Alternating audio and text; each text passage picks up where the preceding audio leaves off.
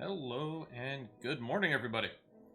I am Trainer276, your Eorzean liaison, and today I'm getting into more shenanigans. But first things first, there was a Twitter poll, and there's a clear winner. Which one are you? No, that's the leves. I don't want the leves. We gotta go to the next zone. Let's go up to the Tribunal.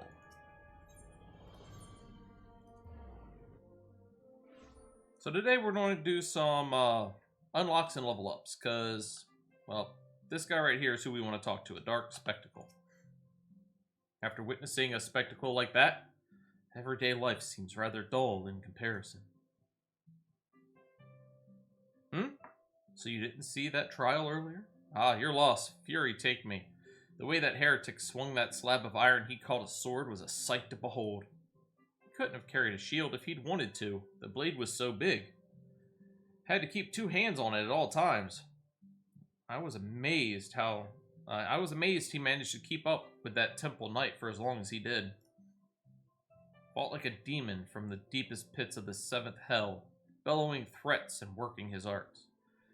I wasn't sure what to make of it at first, but then I heard someone say that he must be a dark knight. But you didn't hear that from me, eh? In fact, I'm sure I don't know anything about it. Press the man for details. Ye gods, are you mad? We're standing outside the bloody tribunal. Fine, but keep quiet and listen well, because I'm only going to say this once.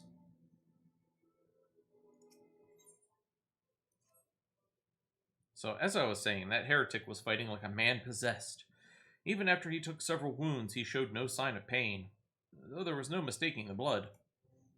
As the fight wore on, it began to soak through his armor. spreading to every ilm of his body. But when it began to rise and envelop him as a mist, I realized it wasn't blood, but something dark and twisted. But the righteous are not so easily cowed. Halone be praised. I screamed myself hoarse when that temple knight slipped past his guard and ran him through. Good riddance, I say. Man was not meant to wield such arts. Yet I wonder, was he truly one of those? Well, it matters not. I heard the temple knights talking of dumping his corpse in the broom. By sunrise, it'll be stripped bare and tossed over the walls. It will be as though he never was, and as though we never had this conversation. We are on our way to unlock Dark Knight, because that's what everybody chose. That is what won the poll. We're going to do a few unlocks today. Mechanist, Astrologian, there's going to be a few unlocks.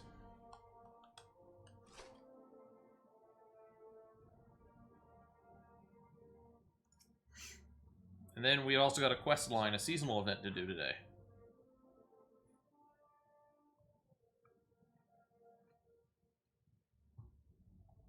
That's more than far enough for charity.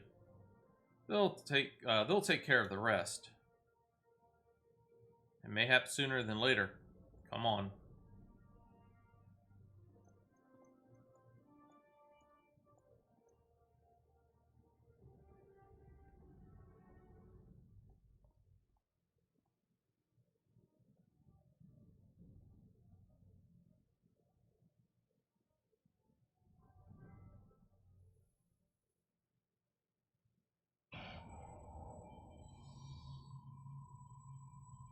Is this it? Is this all that awaits? No. No more. Enough. Open your eyes. Look. Do you see now? Do you see? Lil'Wolf? Lil'Wolf?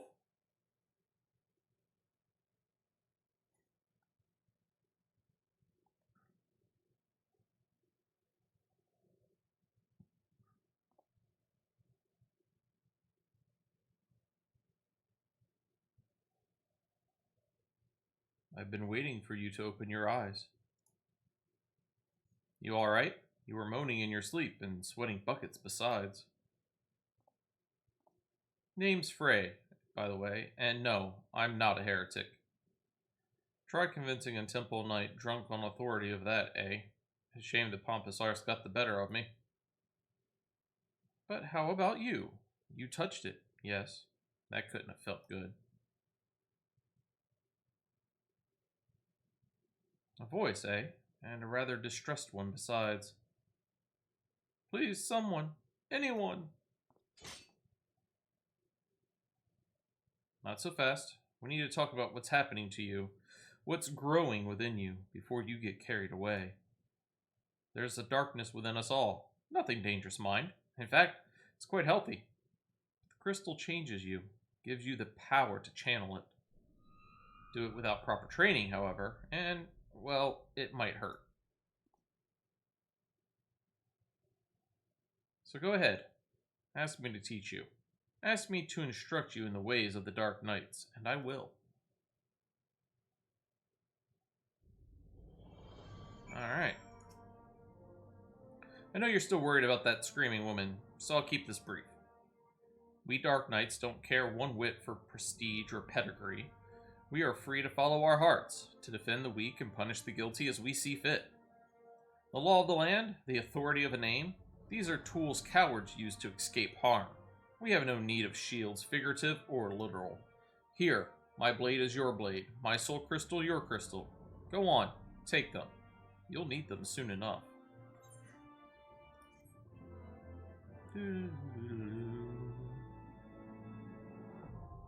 Dark Knight has been unlocked. It's going to be over here. Now we're naked. Naked as a wee bob. We are going to create a new gear set. We are going to, let's see here. Paladin, Marauder, Dark Knight. There we go. Set 3. Oh good, and everything looks like it's where it should be.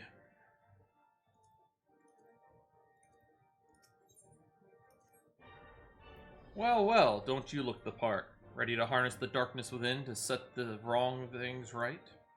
Now, bear in mind that while the darkness gives you strength, that strength comes at cost. That is but one sacrifice, though, and justice demands many. Say a man, a vulnerable, untouched man, or untouchable man, harms a child in unspeakable ways. He strides through the Hopalon, secure in the knowledge that he is beyond punishment. But for one who cuts down that vile beast as he flaunts his freedom, who knows how many others will suffer? Such was the dilemma faced by a goodly knight long ago. He knew that he would be stripped of his titles and denounced for the deed. The threshold we refuse to cross is a line we draw for ourselves. We fear the consequences, and people suffer for our indecision. Everyone who held that crystal came to conquer that fear, and became who they wanted to be. That night was the first. Will you be the next? Think on that while we look into the commotion below.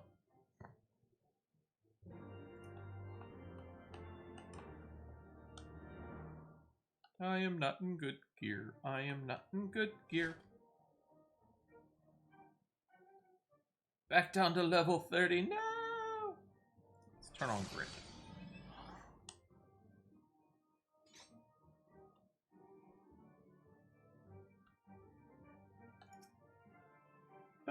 Oh. Please, I don't know what to do. It's my granddaughter. I didn't see him standing there, and I know that's no excuse. I should have been more careful. But my granddaughter, she started yelling at the temple knight, and I tried to stop her, I did, but then he said she had to come with him, and if I could just tell him how sorry I am, maybe he would. He'd take you too, is what he'd do. Even if you went and begged the blue bastard to intervene, be too late by then. Ain't the first time they've taken a girl her age. If she doesn't fight back, they might let her go after. No, there has to be another way. Ah, there's guardian justice. They might spare the girl, leave her with a few scars and a lifelong lesson. Or we could beat every last one of them to within an elm of their lives and rescue the girl. You'd like that, wouldn't you? I knew you would. Everything is going to be alright, madam. When I'm through with those knights, they will not dare trouble you ever again. Oh, thank you. Thank you. Aha! Let's talk to Frey. Assuming they didn't just drag her into an alley, they've taken her to either the congregation or the tribunal. The Honorable Sir Amaric wouldn't suffer such reprehensible behavior under his roof. The Inquisition, on the other hand, well, so that leaves the tribunal. If the girl is still alive, I imagine they'll make all manner of threats, coming in closer and she dies and so forth. If so, we'll need to make something perfectly clear to them. We're not here for her. We're here for you. Once they understand she means nothing to us, they'll attack us or flee. I don't know about you, but I'm eager to find out which. Alright. Yeah, you've learned all the Dark Knight actions and traits to level 30. Detailed description under actions and traits in the character menu, which I've already done on previous classes. Oh, well, let's just...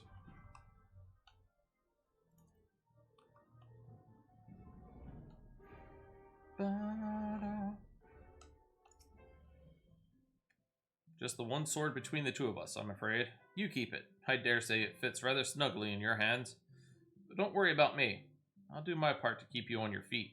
Now, should things turn violent, as I expect they shall, you may need to tap into your dark side to survive. It's not unlike drawing upon your own aether to weave magic. Fear, pain, rage, that which lies in the deepest depths of our soul makes for a potent fuel. But be warned, burn too much too quickly, and you risk being consumed. Do not worry. The first step over the threshold is always the hardest. Ah, yes. Should have known you'd do that. Right then, let's find the girl.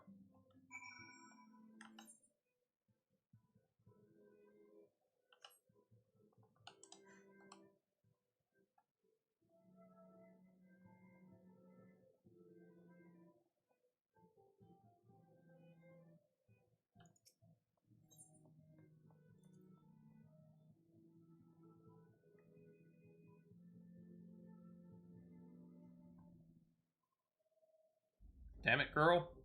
You're only making it worse for yourself. The hell's with you? I've done nothing wrong.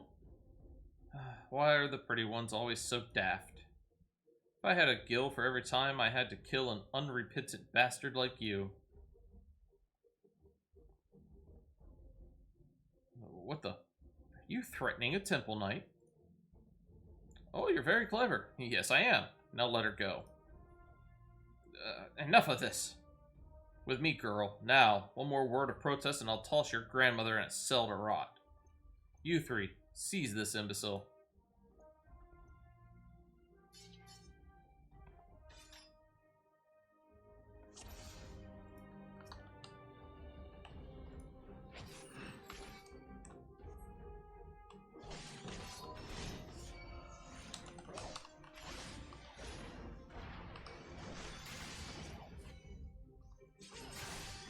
Good thing is, with this class, you actually get to heal yourself. This Siphon Strike replenishes your magic. And Soul Eater replenishes your health.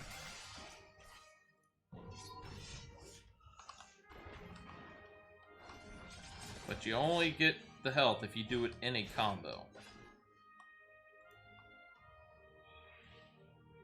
Bring everyone, he's gone mad!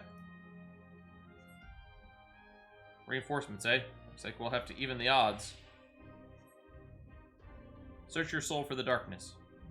We need but a sliver, yes?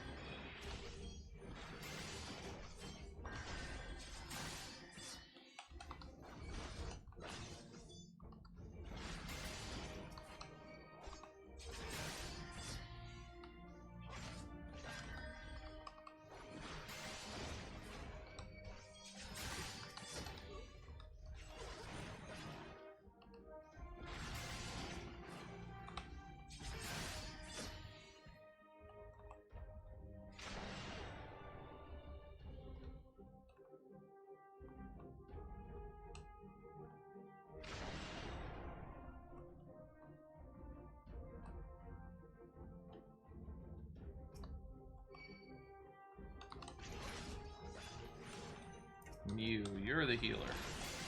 Let's get rid of you first.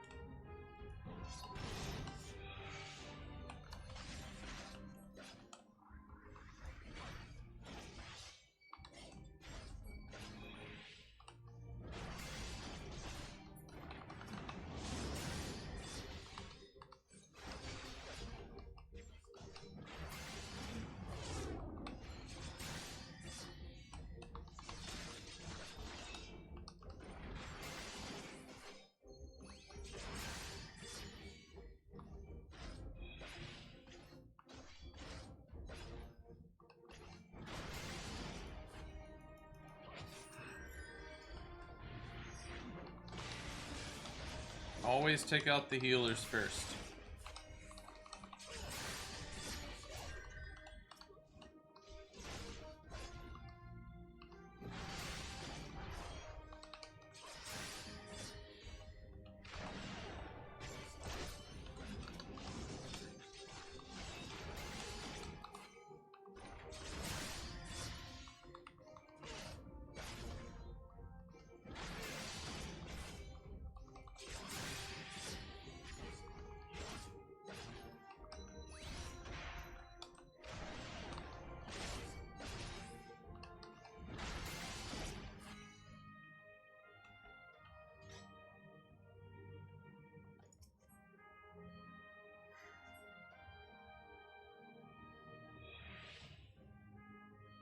Duty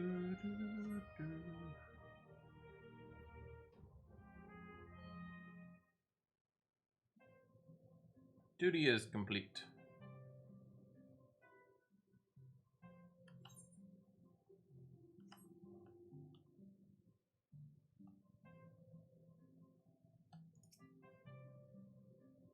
I don't know what to say. Thank you. Thank you. I got a little carried away earlier. It's just that when I saw how they were treating my grandmother, I had to say something and... What? No one screamed your name. My grandmother called out, just the once, but that was it. Speaking of which, I should hurry back. Suppose I ought to say that I'm sorry for what I did, but I'm not. Those knights had it coming. Halone bless for what you did.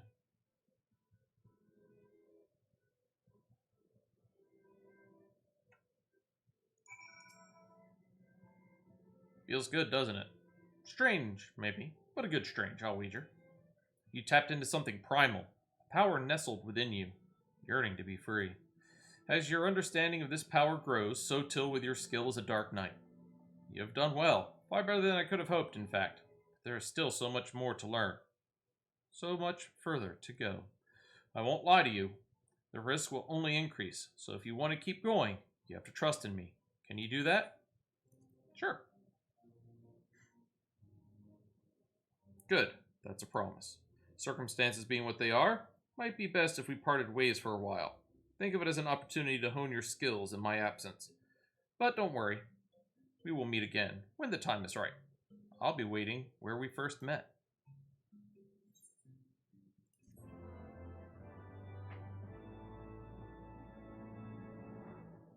Level 35 will be the next quest. Alright.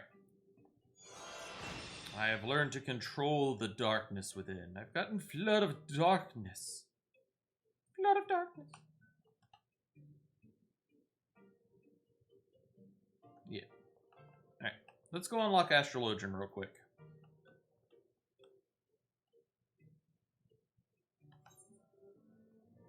Yeah. Like I said, today is a day of unlocks. We're going to have to do some leveling because we're only level 30. We need to get up to level, 55, 60-ish. Somewhere along those lines. But we're going to come unlock Astrologian. We're going to go unlock the Machinist or Mechanist. However you want to pronounce it. Greetings and welcome to the Athenaeum Astrologicum. Perhaps you were drawn by fate to this place of learning, or perhaps you wish to know more of fate itself. Then you were wise to come hither, for in the stars are written the fates of every woman and man on Hydaelyn. It was there in the stars that I read a man would come... It was there in the stars that I read a man would call upon the Athenaeum this very day. A man who would play an important role in my life.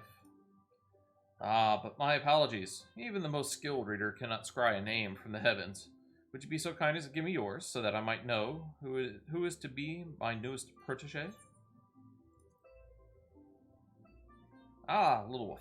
Well, I was not expecting that. But what is a name but an attempt by our begetters to wield power over the lives of their sons and daughters? Lives whose paths have already been foretold. In a sense, that is. My name is... Jan. Just going to call her Jan. And I am an Astrologian for the Holy See. Remember that name, for it shall echo forevermore in the annals of Ishgardian history. Well, it will once I put it there. Once we put it there.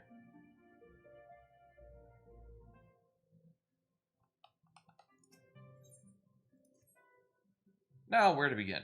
I suppose I could consult my divining deck for an answer, but that would be too easy now, wouldn't it? Very well. At the beginning it is. Astrology, or the reading of the stars, is a branch of astrological science which originated in distant Sharlayan. There have been astrologians in Ishgard for thousands of years, but it wasn't until 3 centuries ago when Adonel the Younger learned that the movement of the stars could also be used to foresee the movements of the Dravanian horde, that the field became popular. Since then, what was once a single science has bifurcated into two similar yet ultimately different schools of learning: the Charlian School of Astrology and the Ishgardian School. The former placing a focus on tapping celestial aether and transforming it into beneficial magics, or astromancy. The latter specializing solely in determining the actions of our dragon enemies to the north. I am a student of the former, the only student of the former here in Ishgard, and have been actively seeking a partner with whom to conduct my research. Let us just say that my fellow astrologians here have been less than approving of my path, but that is simply because they are afraid of what they do not know. Once they do know of how Charlian astrology can benefit the sea and its soldiers, they will feel foolish for ever having doubted me. Ah, us. You will be joining me, will you not, walking the path that has been laid out before you, instead of stubbornly denying your fate, postponing the inevitable. I see you wasted no time making your decision. Like I always say, the stars are never wrong. Alas, even a lifetime of study and training cannot unlock all the secrets certain in those stars. Myself, I've been a student of the astronomic arts for more summers than I can count, and I still oft misread the signs shown to me in the skies. Though, my readings are far more accurate now than they ever were when I attended the Athenaeum in Charlian. Not the Charlian, mind you, the colony that once thrived in the Dravanian hinterlands. I can recall my time there like it was but yesterday. The first 6 moons I was not even allowed to touch the deck of 60, let alone conduct a reading with the major arcana. Most of my time was spent in the scriptorium transcribing old tomes on astrological fundamentals, such as the 6 elemental houses: divine duplicity, classic triplicity, house of modality and polarity, dignity versus detriment. I abhorred the task, and would tirelessly pester my instructors as to when I might actually be granted the opportunity to weave a spell or perform a reading. It wasn't until the end of the 6th moon that I realized all that transcribing had prepared me with the essentials I would need to do those very things. Positions of the celestial bodies within the 6 elemental houses and their relation to the major and minor arcana of the deck of 60. Therein lie the secrets to tapping the ethereal power locked in the heavens, and soon you too will become privy to these secrets. But not this day. No. I would not have you transcribe the musty old tomes like I was forced to do. No, the task I have for you is much more interesting. You see, I'm expecting the arrival of a very important guest. My old mentor from the Studium has agreed to make a journey from the old world to Ishgard and speak with the Holy See regarding the implementation of Charlian astrological techniques in city-state defense. Alas, the professor and his party are now fully 7 days late in arriving. I have begun to worry for their safety. Should be very much obliged, therefore, if you would inquire of the Astrologians here at the Athenaeum if they have heard aught. They're literally a voice away, and you're having me run around. Of course you are. Let me guess. The good Lord Jan said he saw you in a vision, and that the stars told him that you were to study Charlian astrology with him. Am I close? You must be the 100th of his little pets to pester me this week alone. I harbor no ill will toward ignorant unbelievers unlucky enough to find themselves caught up in the talk of the stars and fortunes. But you may tell that sorry excuse for an Astrologian, for the umpteenth time, that I have heard naught concerning his imaginary friends from faraway Charlian. Just do not tell the Viscount I called him a sorry excuse for an Astrologian. Alright.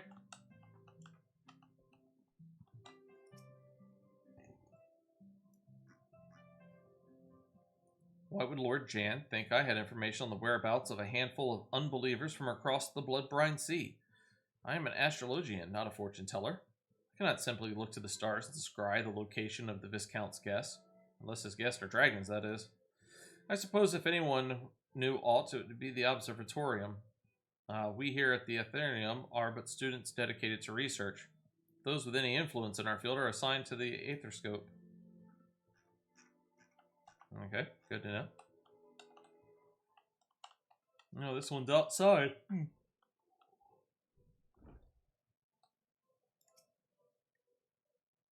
Jan is still waiting for word on her missing Charlians instead of actually making an effort to find them, is he? Of course he is. Is it any wonder that the nearly 15 years since his return from Charlian, his skills in astromancy have has remained unchanged. Any wonder that he has never yet managed to convince a single peer of the value of the Charlian school. He is a privileged little sprat who spends more time gazing at the stars in young maidens' eyes than actually trying to read the ones above his head. All right. You tell the poor man I just returned from the observatorium, and one night at the communal feasting hall happened to overhear Chief Astrologian Forlemont speaking with one of his aides regarding Charlian. He was visibly upset, and I wasn't about to risk my career over something I cared little about, so I merely put my head down and ate my beet soup. But that is all I know, and you did not hear it from me. Pardon me while I get some drink.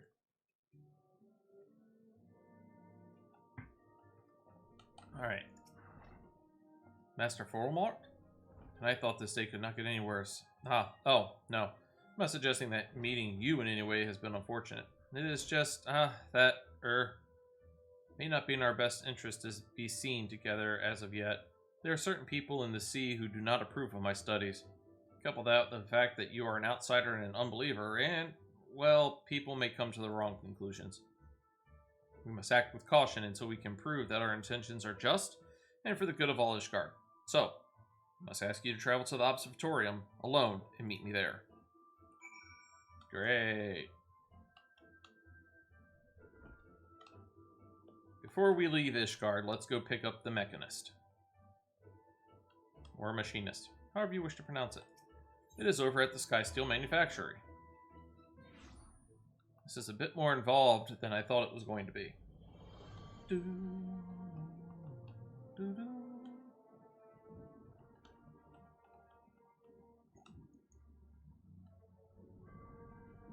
There we go. My prospectometer seems rather fond of you. Let's see, shall we? Odd garb, striking presence. Would I be right in assuming that you are one of those adventurous types? Yeah. As I thought as much, my prospectometer seldom lies. Not Lima. How's it going, buddy?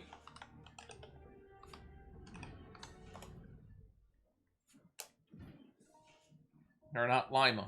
My bad. Gotta remember punctuations. Hopefully you're having a great day. We're unlocking classes. The Dark Knight one, I'm trying to unlock the others real quick, and then press on to the seasonal event.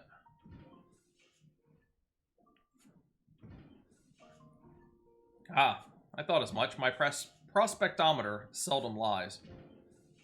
And let me just say, you've made the right choice in visiting our humble workshop. Welcome to the Skysteel Manufactory, where miracles are born from aether, metal, and imagination. From cannons to ballistas, we developed and manufacture a range of weapons designed for slaying dragon invaders. But we are also accepting students who wish to take up a firearm and learn the techniques of the Mechanist. No worries, buddy. Appreciate the lurk. What say you? Are you interested in joining us and exploring the Mechanist discipline? Yes. You are? Well, of course you are. Otherwise, my prospectometer would not have registered your obvious interest. In my excitement, I have neglected to introduce myself. The name's Stephanian. And you are? I'm Lil'Wolf. Lil'Wolf, is it? Well, Lil'Wolf, allow me to welcome you once more to the Skysteel Manufactory. As I mentioned before, 'tis our charge to develop and manufacture weapons designed for slaying dragon invaders. But pray forget about those tired old inventions. The future lies in machinistry, the technology that weds the genius of Master Garland's Magitech with traditional aetherology. Every single one of my latest creations employs the principles of this unique discipline.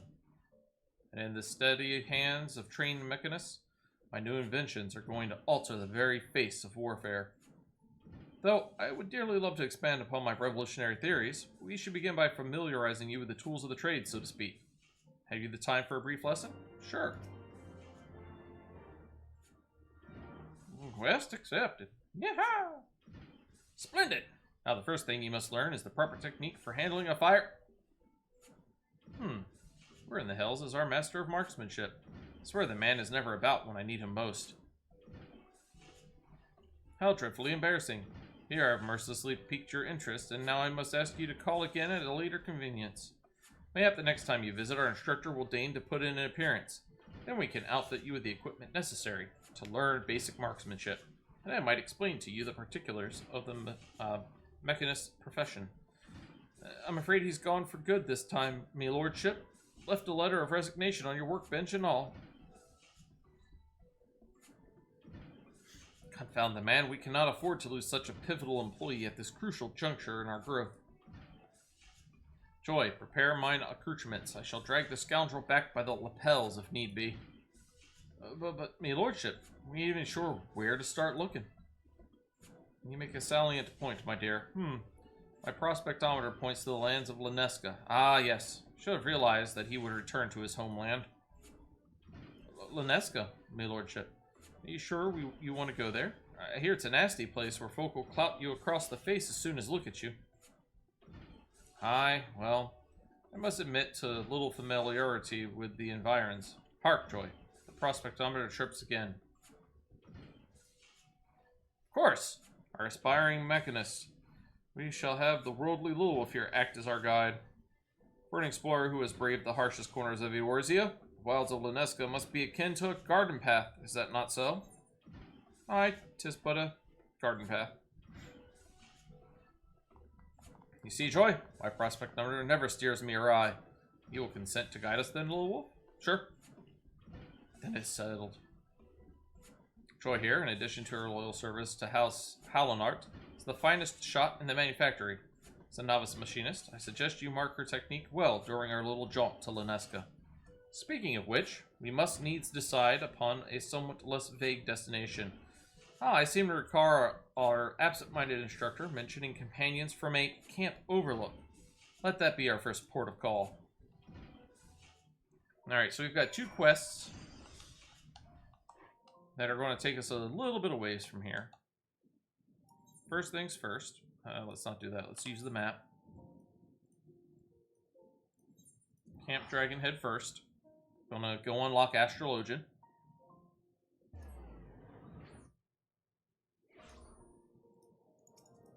Let's mount up. We'll be flying south.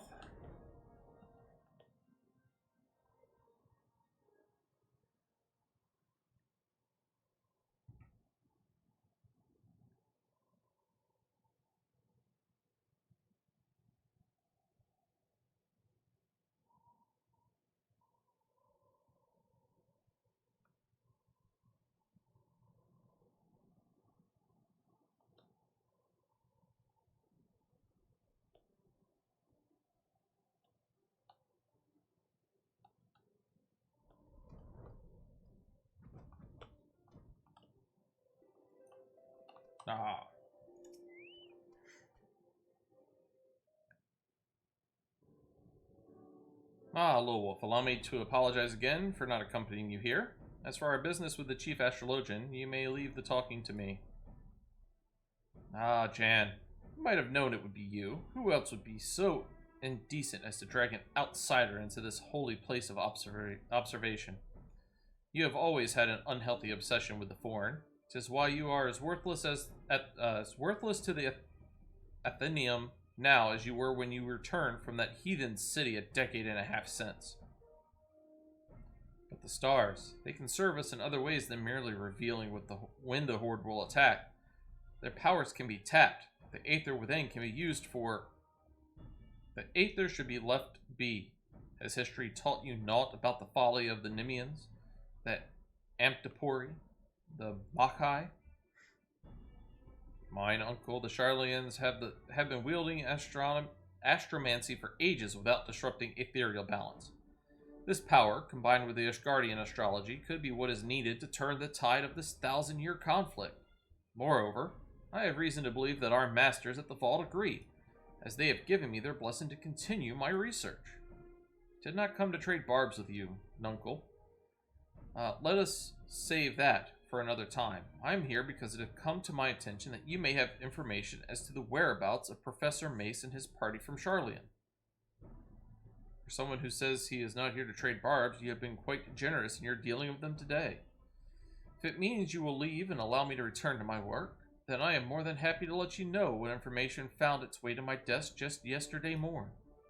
Serpent Reaver sightings and foul weather prevented the professor's ship from entering the Strait of Mirthor, where they would have made their way up the Maiden and into Corthus. After detouring around the south of Ilbrand, they finally disembarked at Vesper Bay, where they took the land route along the Royal Allegan Sunway to the Black Shroud. It is there, it seems, they lost their way. A lost Astrologian. Ha! It is as my morning reading predicted. Dalamud was in detriment in the House of the Spire while ascending over the ecliptic. Lil'Wolf, you must journey to the Black Shroud and assist Professor Mace. Allow me to introduce you to Quimperian. He is my personal manservant, and shall accompany you.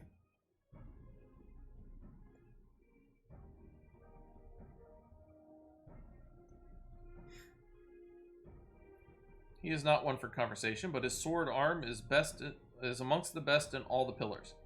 He should see you safe if any danger were to befall you, and something tells me danger lurks on the horizon.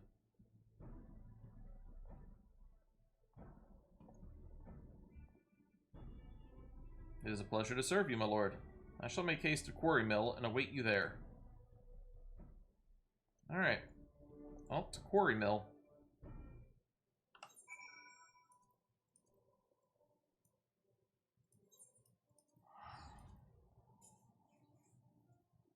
Ugh. Forgot how long some of these unlock quests were.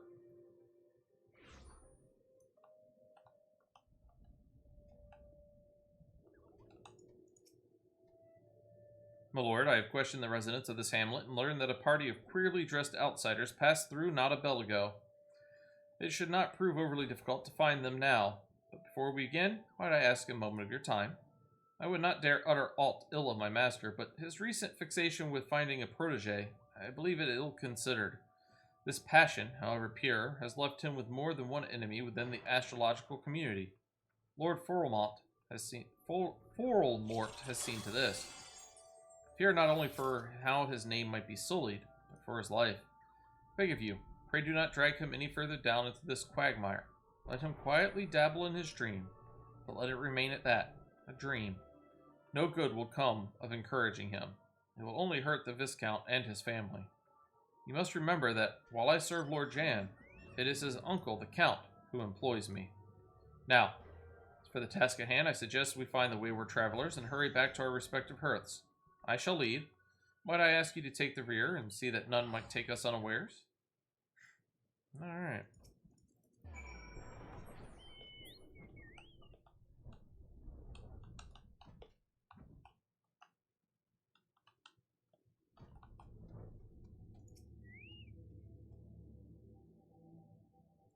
Disciple of War Magic level 50. Oh, increasing item levels. Each piece of gear in Eorzea is assigned a level to indicate its relative strength. The average item level of your currently equipped gear, including accessories, is an important value that can determine not only whether or not you will have trouble in certain battles, but oftentimes whether or not you will be even allowed to participate. Your current average item level can be viewed under the character menu. You will soon find that maintaining a high average item level is the key to success in tackling Eorzea's myriad challenges. So let's see, we're going to go back to Paladin, because that's the one that we have at a high enough level.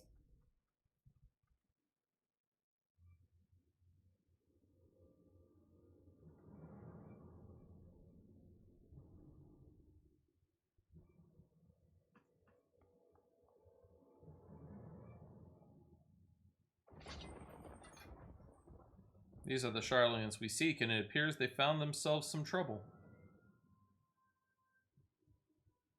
Unhand my grandfather. Ah, feisty. We'll fetch a fine price for that one from the pleasure barge captains.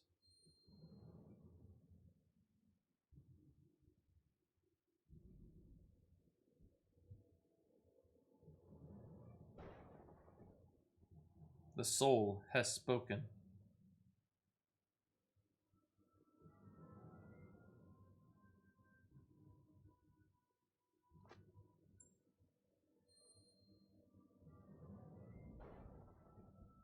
Grab the old man. These wizard types carry on them all manner of begummed baubles and golden trinkets.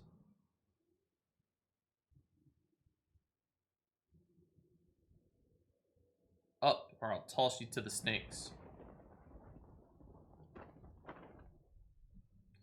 You want to see the old man again? You leave us the girl. Try anything, and he's dead.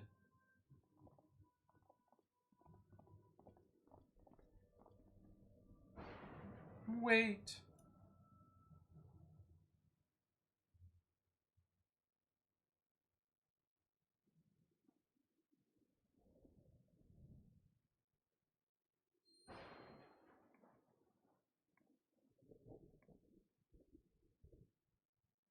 Grandfather's soul crystal.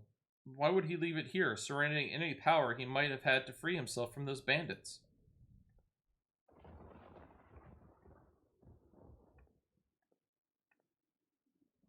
Unless you were the one he saw in his reading before we left the old world. That was more than a moon ago. My grandfather scried from the cards that he would serve as the bridge for countless souls to be passed to another. Might you be that other?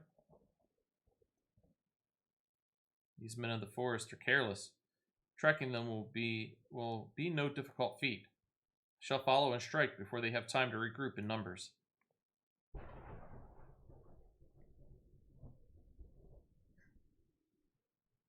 Stars have spoken and laid their path not before you, but before the adventurer here.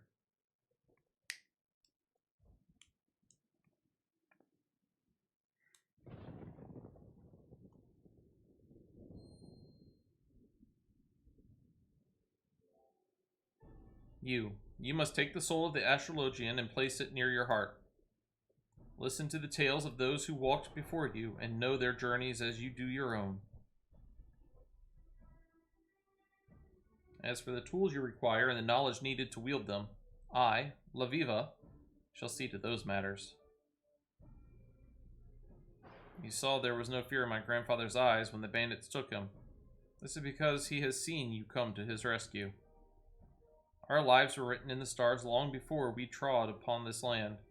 It is not by chance that you stand here today with the soul of the Astrologian in your hand. It is fate.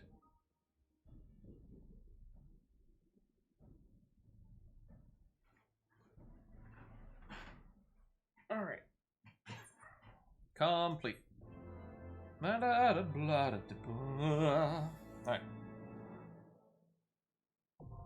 Astrologian unlocked.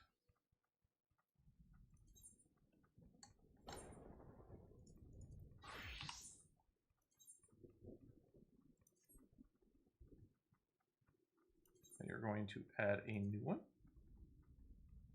Let's go move the setup. Move the setup.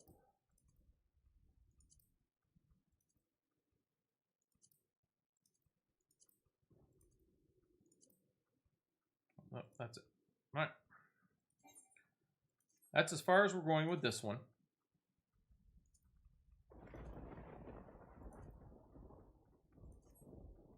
We could now do it, but we're not going to. We are instead switch back to the Paladin. We're going to go to Lineska to Camp Overlook. We'll go and unlock Mechanist. Then we're going to head to Phanelin. We've got a few things to unlock there as well.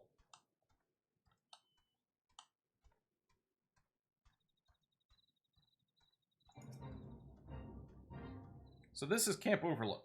Indeed, its inhabitants do seem the type of to clout a man in the face in place of a "how do you do." Shall we make some inquiries after our prematurely retired instructor? Let us rendezvous at this spot once we've gathered what intelligence we may.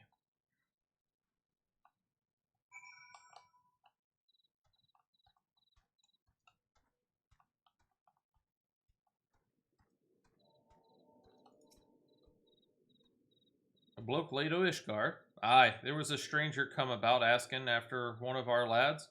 Told him the sorry sod he was looking for was in the cabin by the lift, resting up from an axe wound.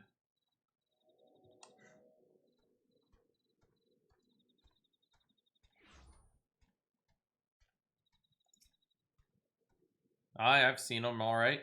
Got himself a cold reception, too. You can't come apologizing for a deed a decade old and just expect to be forgiven.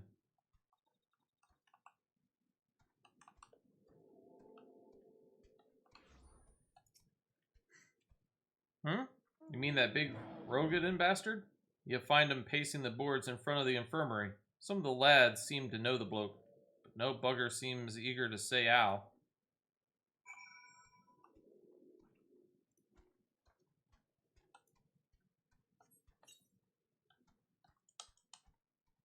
Do. Come on, Steph. How fared your interrogations? Should swim our man came here, but to visit an old acquaintance. In the vicinity of the winch, you say? Let us investigate this infirmary, then. Infirmary. Words. Words are hard. Whoop.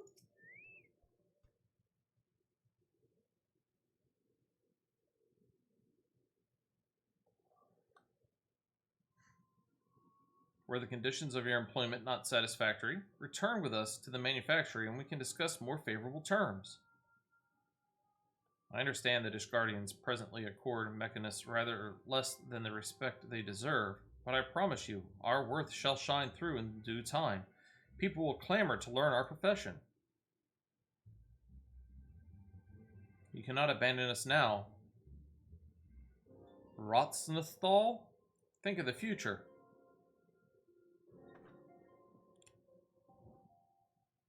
Leave me be. One more step and I'll blow your yapping jaw off.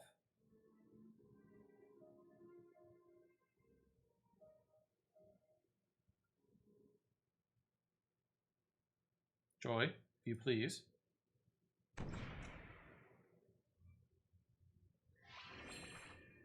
I know, DeFooly. I know. They're not the easiest things to pronounce. You shite-eating bastard. Next time I'll aim for the shaft twixt your thighs.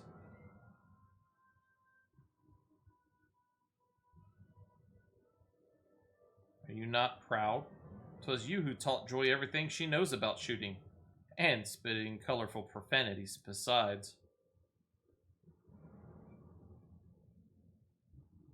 Aye, the lasses learned me lessons well. Well enough to be your new master of marksmanship, I'd wager.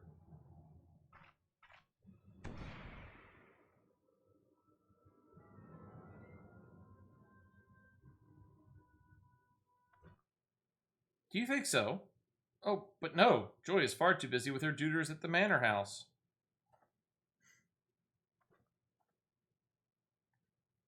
And besides, we have this budding mechanist who is simply dying to learn from the great Rotsnathal.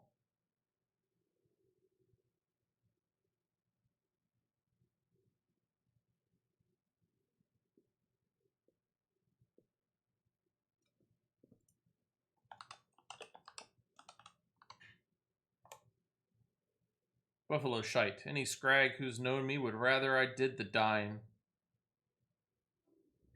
Oh, just look at you, the epitome of a roguish swashbuckler. Why ever did you cease brandishing your weapon in that fashion? 'Cause only pirate scum hold a firearm like this. And I ain't gonna teach the mechanist way to no oakless sausage-fingered venturer what ye dragged in off the street. Then, you are saying that if our sausage-fingered adventurer shows a glimmer of hope, you will consent to instruct him?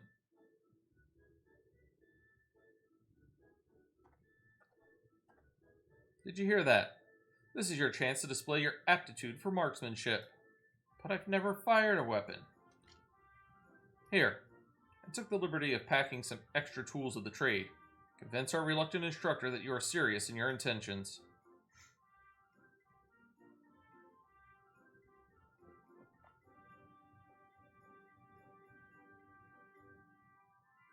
Not from around these parts, are you? Fine, Steph. I'll give your whelp one bloody chance. The lesson to see what he's made of. Or one lesson to see what he's made of. If fate of the Sky Steel manufactory, nay, the very future of mechanistry, is in your saucer's finger hands. Take up your weapon and aim for the stars. Alright, that should unlock it for us. Yep. There we go.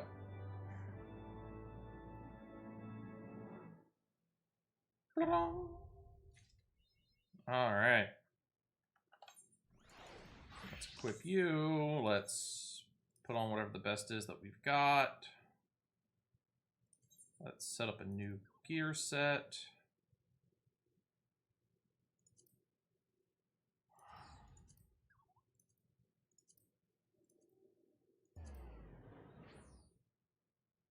Oh, let's actually delete this gear set.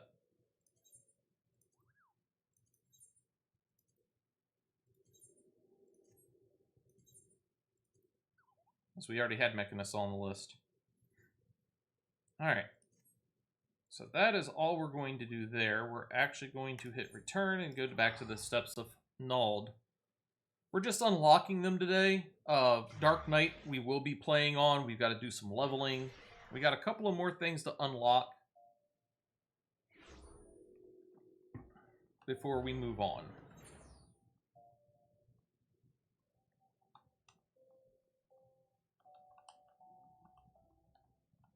Like this guy right here. The way of the samurai. Balls. Just when you think you've seen it all, the world's full of surprises. What am I talking about, you ask? Oh, nothing much. Just the most amazing blade work I've ever seen. It wasn't even the main card, either. But light entertainment. A far eastern fellow, old enough to be my grandfather, appeared and called for challengers. But who should answer him but a brute of a gladiator? People thought it was either mummery or a sick joke. After all, what could one expect from such a mismatch? The old and infirm versus the young and informed? But when the action began, the old man proceeded to drop everyone's jaws, his opponents not least of all, with his blistering blade work. The most riveting moment, though, was when he had the challenger on the back foot, for instead of finishing the job, he went and sheathed his blade. Putting your steel away in the heat of battle, well, that's akin to committing suicide. This wasn't lost on the gladiator, who lunged in with a mighty swing. The spectators gasped collectively, thinking it was over. And it was. Not for the old man, for in the next instant, before anyone could comprehend what had happened, his opponent was crumpled on the ground. In one fell stroke, and with impossible speed, the old man had drawn his sword and dealt the telling blow. A few heartbeats passed in stunned silence. Then the stands erupted in riotous cheering. Gods, just recounting it gives me the chills. The speed, the precision, the elegance. Simply sublime. How's it possible? I had never heard of these far eastern warriors. These samurai. Well, wait. Are you thinking what are you thinking what I think you're thinking? And you want to face the old man?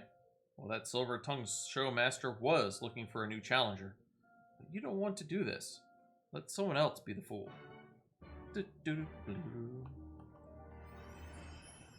We are also going to go talk to this guy over here, just real briefly. A pup no longer unlocks the front line in PvP. We're just going to unlock it real quick.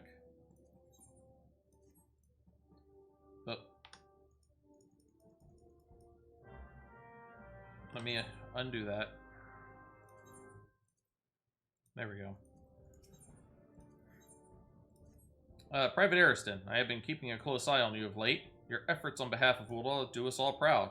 Yes, I understand now that the Flame Journal saw in you. It would not be an understatement to say that the future of our grand company is riding on your capable shoulders. And yet, it is also clear to me that you have only begun to tap into the depths of your potential. Your flame burns strong, but it may yet grow stronger. Yes, I would see you become a blazing inferno that reduces all that oppose Ulda into smoldering embers. It is with such hopes that I have made arrangements for you to receive training at the Wolves' Den, a proving ground established by the Eorzean Alliance for the training of Grand Company recruits. Mayhap you're familiar with it? That look in your eyes tells me you are eager to take to the road. I knew I had not misjudged you. The Wolvestone is to be found just off the shores of Lunesca. The ferry at Morabi Dry Docks in Lower Lunesca will grant you passage there. Upon your arrival, seek out Storm Captain Berkio. Blah, blah, blah.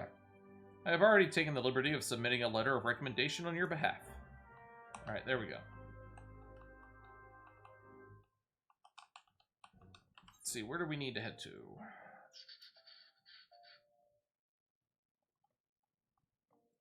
Ba-da-ba-ba.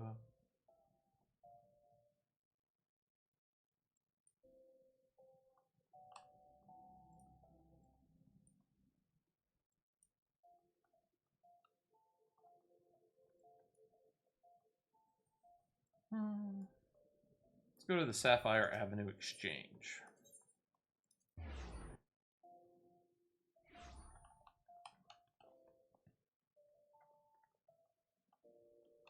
Which one are you?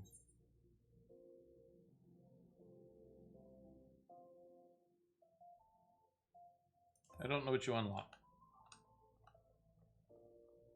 I have to look that one up. But we're going to come down here to taking on the red.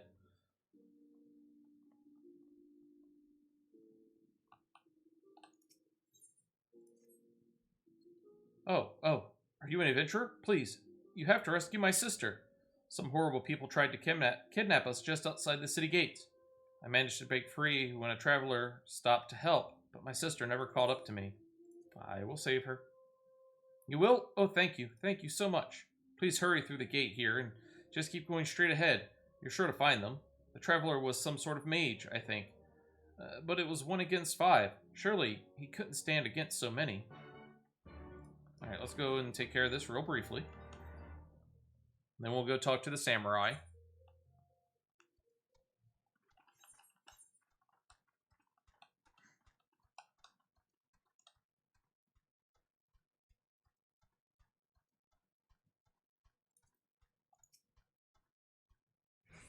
Don't touch... Oh, you're not one of them.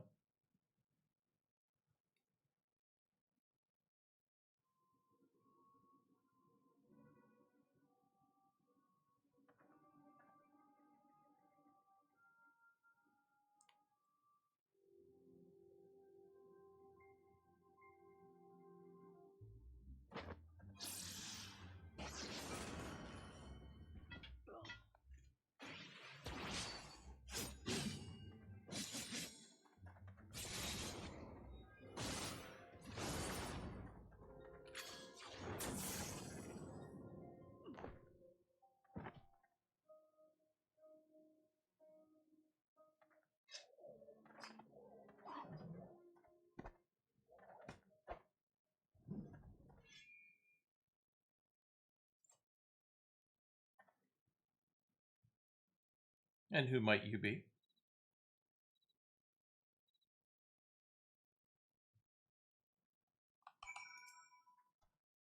You came to lend your aid. My apologies. Had I but known, I would have spared you a villain or two. After all, you seem to share my distaste for those who would prey upon defenseless children. Aye, birds of a feather we are. Or are we? I am Tia, a pilgrim of sorts. Might I know your name, friend? Lil'Wolf. Now, why does that strike such a familiar chord? Excuse me, I just wanted to thank you for saving me. My pleasure, child. You are unharmed, yes? Good. Let us escort this brave lass to her sister, then. Lead the way. And they both disappear, and I'm left to walk. And they're already back there. Those bums. Whee! Boop.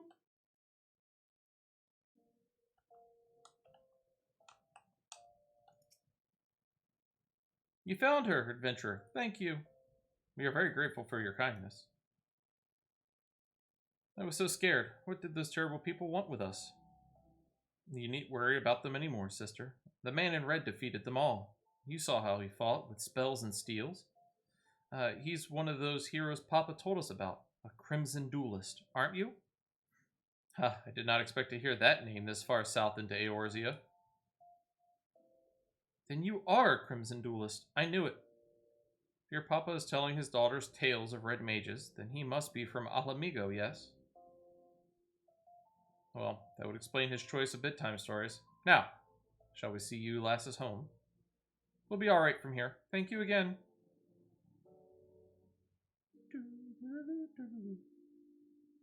Bye.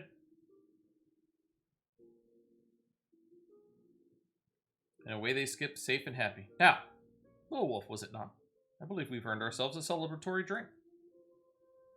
Ahaha, you need not feel compelled, my friend. Should the mood strike you, however, you'll find me staying over at the Blackbrush Station. Find the ale served at the Coffer and Coffin most agreeable.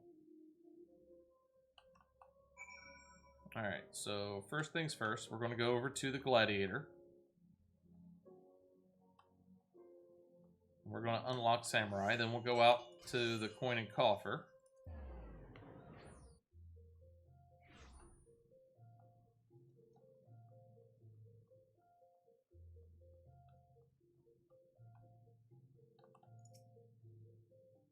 Come one, come all, and marvel at the mystery of the Far East. A swordsman hailing from exotic Hingashi, whose blade work is quicker than the eye can see. Don't let his age fool you.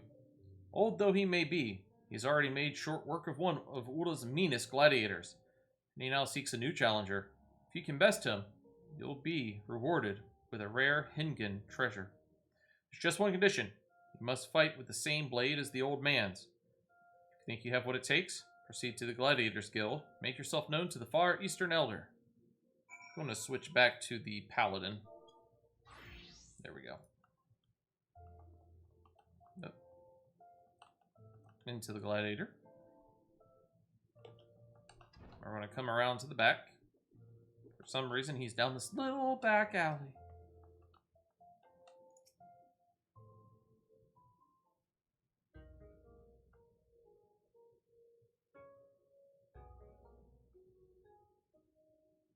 This aura, unusual, yet undoubtedly formidable. Dare I hope a worthy challenger has come? Well met, friend. I am Musosai, a samurai of Hingashi. Lest you wonder, samurai are swordmen of the Far East. Yet know that the swords we wield are unlike those of this land. Katana, they are called. For our duel, I shall lend you such a blade, along with a stone. Talisman of sorts. Wear them on your person, and you shall become one of us, at least in appearance, if not in sooth.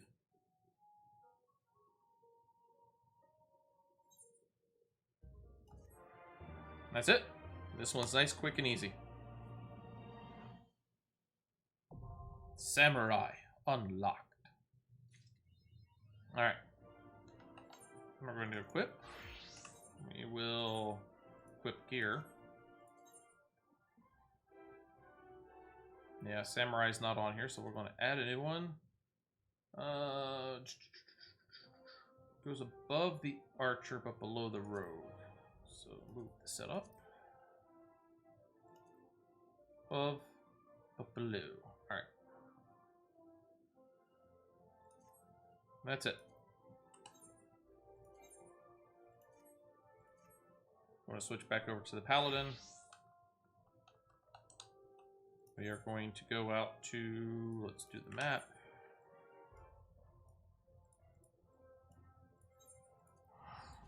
Blackbrush Station.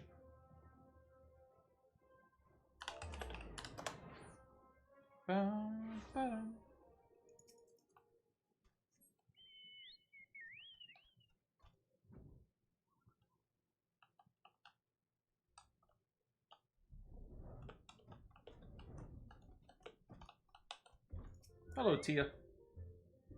Ah, you came. As it so happens, the mother of those girls tracked me down and insisted I accept a reward. Once I mentioned you might be stopping by, she left a token of gratitude for you as well. Seems we've assisted an affluent merchant family. A revelation which might explain the attempted kidnapping. Hefty ransom and all that. I'm told the girls were immediately assigned a capable bodyguard. However, so we can drink in peace knowing they are, well protected.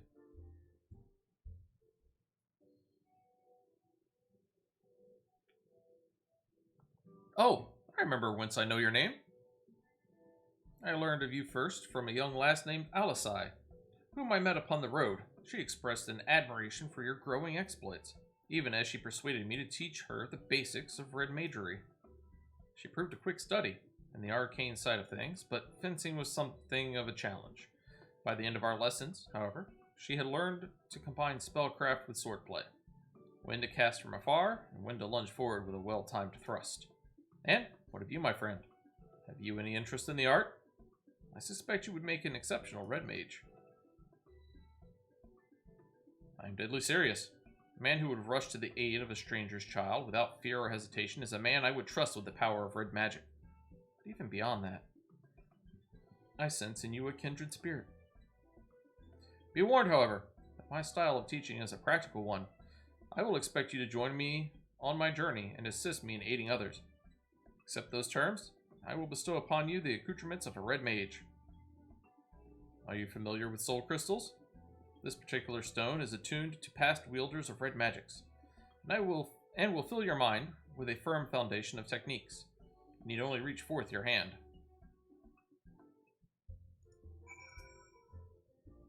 Are you prepared to walk the path of a red mage? One word and the soul crystal is yours. Yes. You will not regret this decision, my friend. Gods above, for a moment there, I thought you meant to refuse me. A host of red mages committed their memories to this gem, and now it is yours. Alright. Absorb the knowledge. Oh, we got things to open.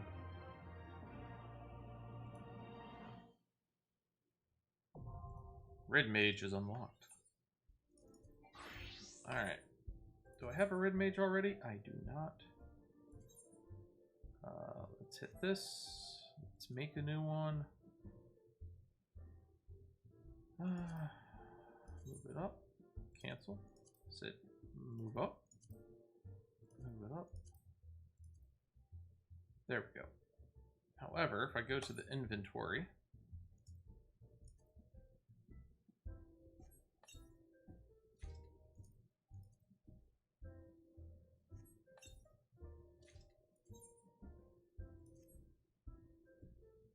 red mage,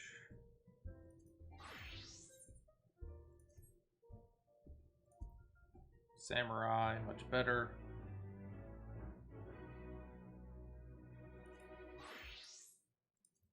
So we've unlocked those two. We're going to go back to Ul'dah. We got a couple more things to do.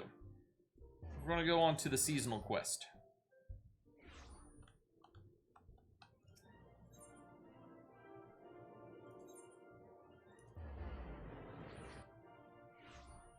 Nope, I went to the wrong place. I'm a dum-dum. Even though it's this gold saucer event, it actually starts here in Ul'dah. So let's go unlock that, and we'll get on to the actual quest.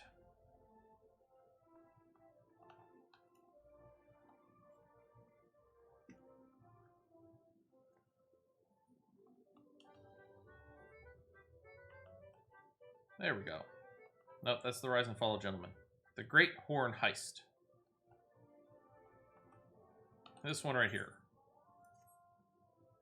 Beg pardon, my good sir, but might I ask your assistance with a matter most grave?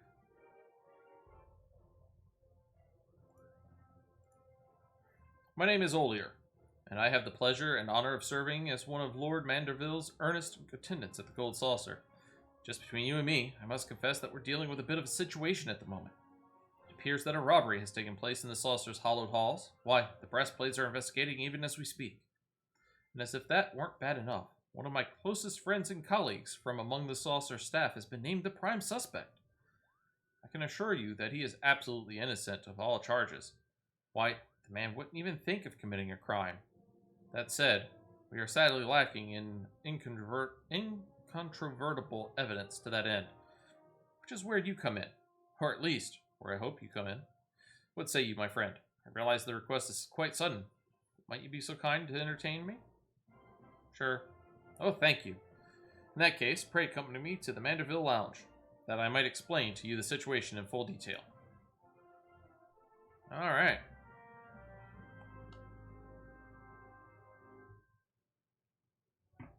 The seasonal event quest has been accepted.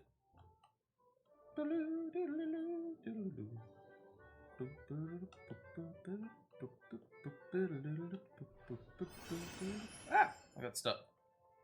Unstuck me, oh no! Airship landing. Yes.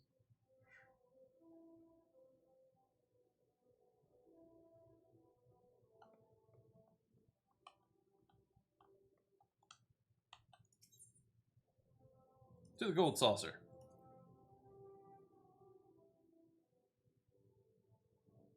Alright.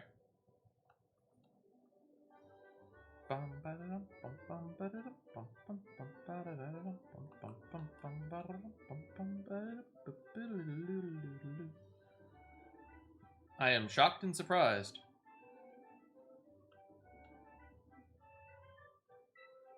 Alright. So before we go do the quest, it's upstairs. We're going to come over here. We're going to do our weekly glamour check. We're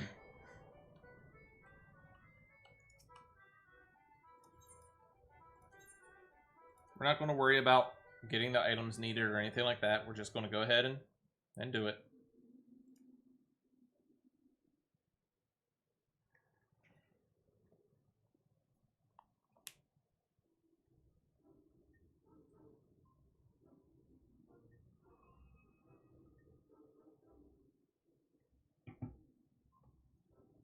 Oh, yes. Oh.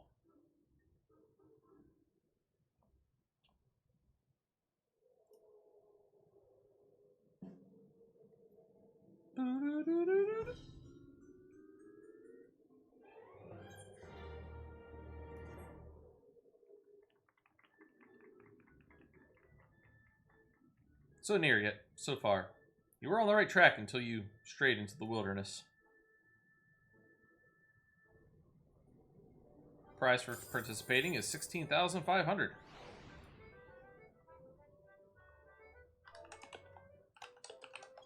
Alright. It's a little bit higher this week because the Make It Rain event's going on, so all of the prizes are increased here at the Gold Saucer, including that one. Want to shoot up top. Talk to Olier. There's going to be a lot of reading. Thank you so much for coming, my friend. Your offer of assistance means the world to me. Look over there. There you will see my dear friend Huge, or Hugu, in the process of being unceremoniously and brusquely interrogated by those boorish brass blades.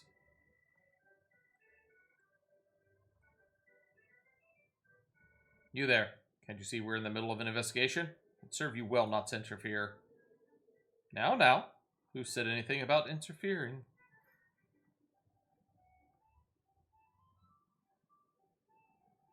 Welcome, dear guests, to the Gold Saucer. I am Roland, and I have the honor of overseeing day-to-day operations here in Lord Mandeville's stead.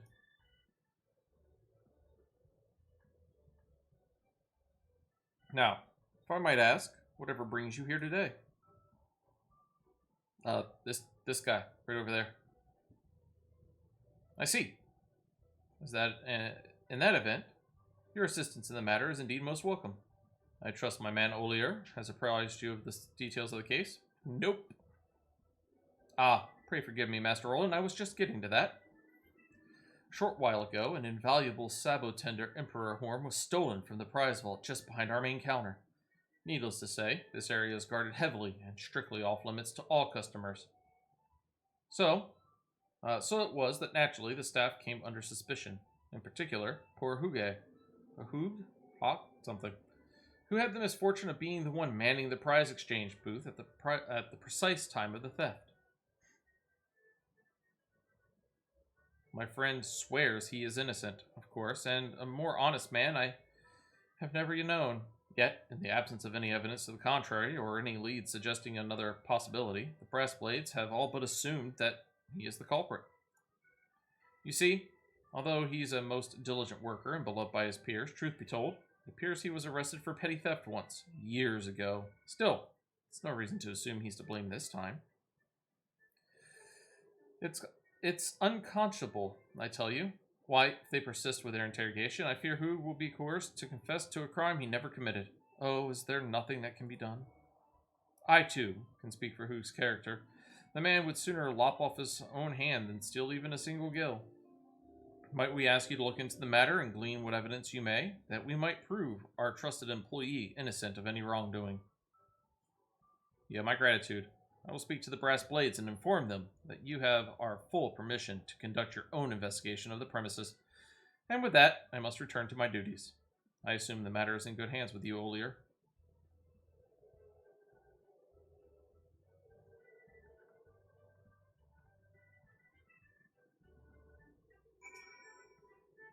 Before I forget, I want you to have this. If you come across evidence or anything of interest in your search, pray, record it in this inspector's journal. So that you ever find yourself at a loss, you may find it helpful to review what you've already learned. And with that, I do believe you have all you need to get started. If I might offer a word of advice, why not begin by questioning that rather flustered-looking fellow over there?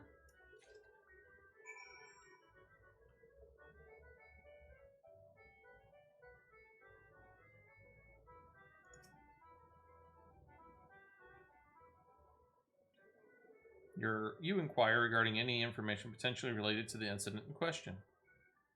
I was tasked with selling mini Cackpot tickets and was standing behind the counter at the time of the crime. To think that something like this could happen here at the Gold Saucer. I said the same to Captain Dallas and Pippi Maya. They're the two Brass Blades officers questioning Hoog over there. But I don't recall anything out of the ordinary at the time.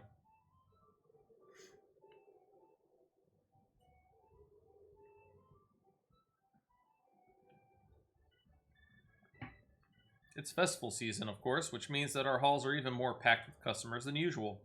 But other than that, can't think of anything worthy of note. Yet, I guarantee you that no unauthorized persons were allowed to slip behind the counter. From my vantage point, I would have noticed in an instant if that were the case. And we write down the information. What's going on in the Gold Saucer?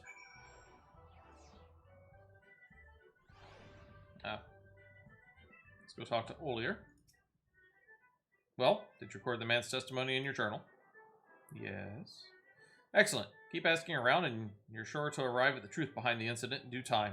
And then, at long last, poor Hoog's innocence will be proven beyond a shadow of a doubt. This is just saying that things are going to be scattered throughout the Gold Saucer. And you got to go searching for all the evidence. Let's see how... That's the Mahjong tutor.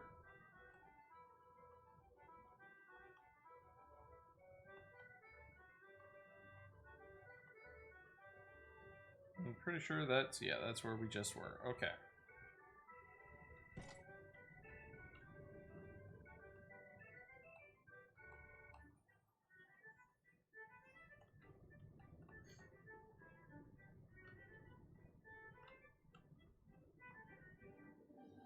We're looking for people.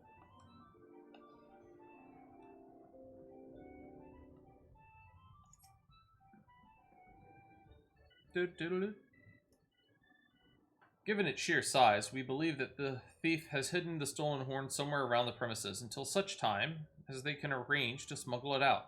Though, for the life of me, I can't find the goddamn thing anywhere.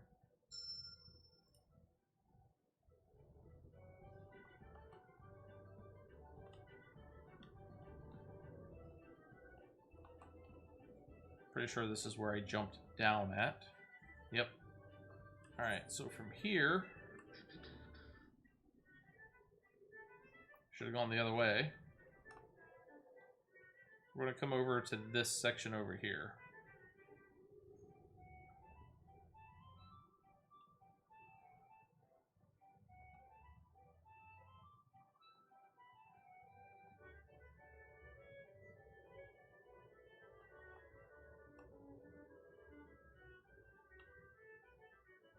Let's talk to the recruit.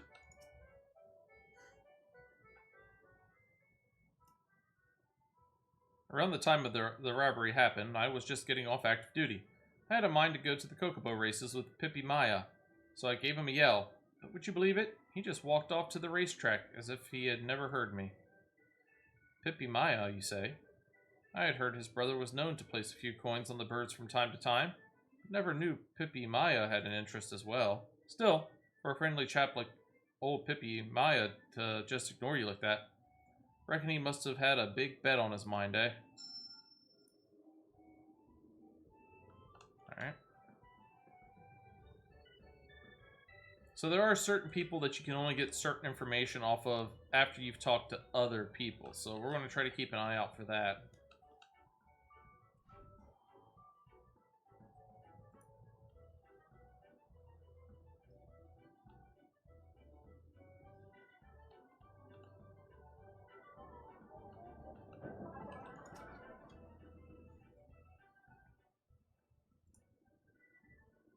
Have I noticed anything out of the ordinary, you ask?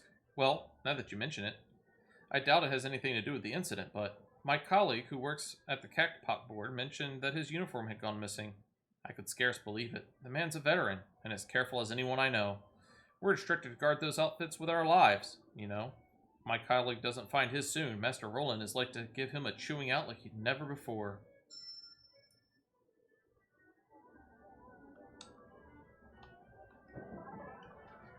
Alright.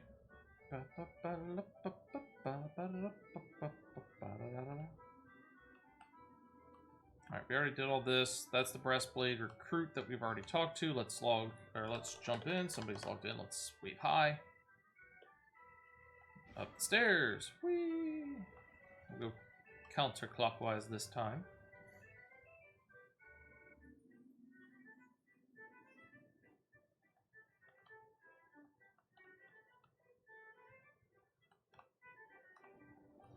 Frantic Attendant.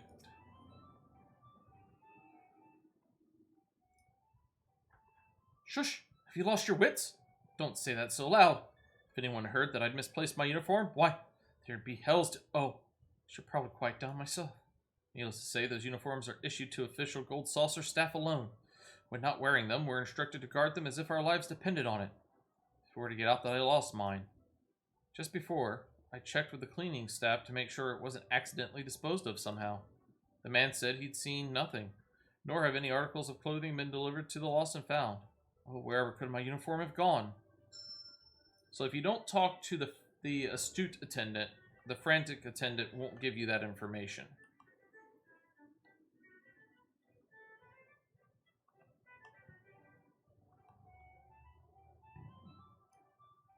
Let's give it a little run, see if we can't find somebody else. I think there's one more person up here.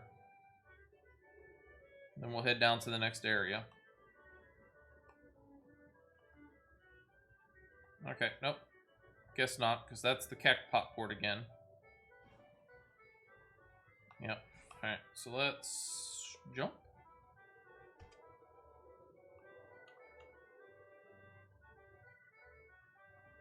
We're going to go to the next area.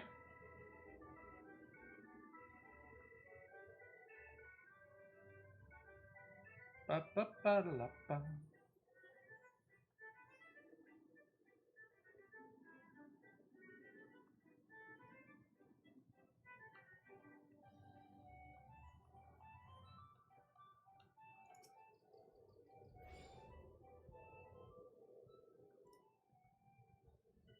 Have you met Pipa Maya? He's one of the brass plates investigating the theft for us. But he's no stranger to the Gold Saucer. What? I've seen him at the Kokobo races more than once. You sure that's not his brother? They're the spitting image of each other, and I hear it's the brother who's a regular patron here. They say he can rack up the MGP like you wouldn't believe. His brother, you say? Why, I didn't even know he had a brother. From what I saw, they could almost be twins. Ha! Someone needs to get around a bit more, it seems. Anyhow, the brother's a regular here if I ever saw one. Seeing the sheer single-minded devotion with which he attacks those games, I reckon he's got his eyes on an exclusive prize. Alright,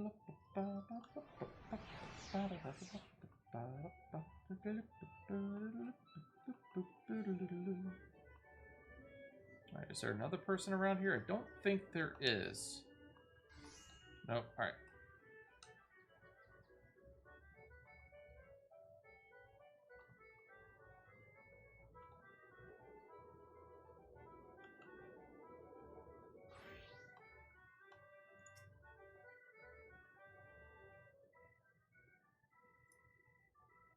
The investigation? Ha! We already know that sorry wretch named Hoog did it.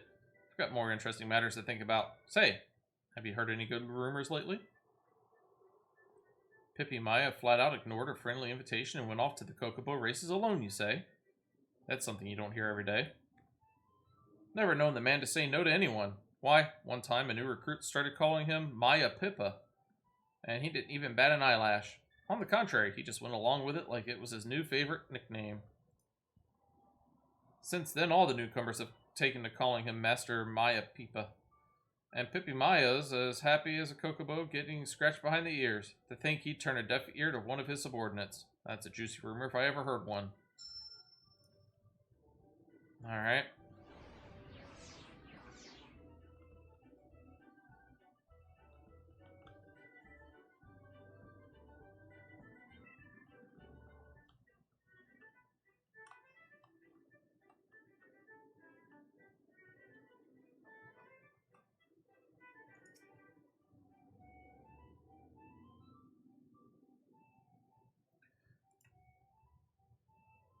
The Hurrian attendant, you say? If I recall, he left his post for a time to escort a customer someplace or another.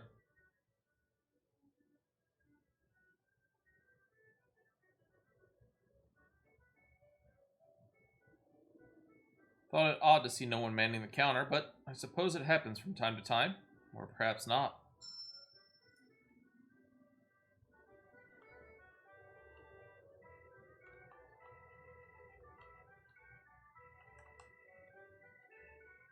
And here we go.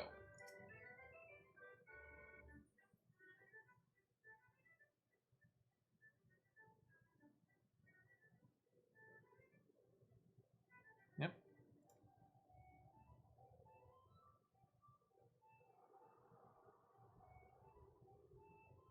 You have the sense that something currently hidden to your gaze was visible from a different angle. Or are you simply imagining things? Search yielded all the pieces of the puzzle. It's now up to us to put them together. So, let's go to Wonder Square West. Can't remember if that's upstairs or downstairs. Oh, it's upstairs. How wonderful. So now we come over after visiting all those people and talk to Olier. It says, ah, there you are. Observing from afar, I couldn't help but notice just how thorough you've been in your investigation. Pray tell, do you believe you've arrived at the truth?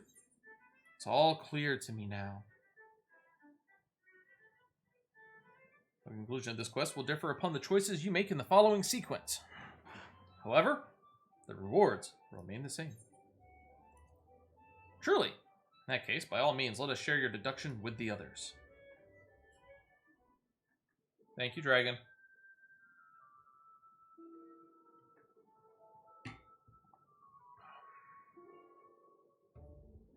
Captain Toulouse, thank you for allowing me to oversee the proceedings.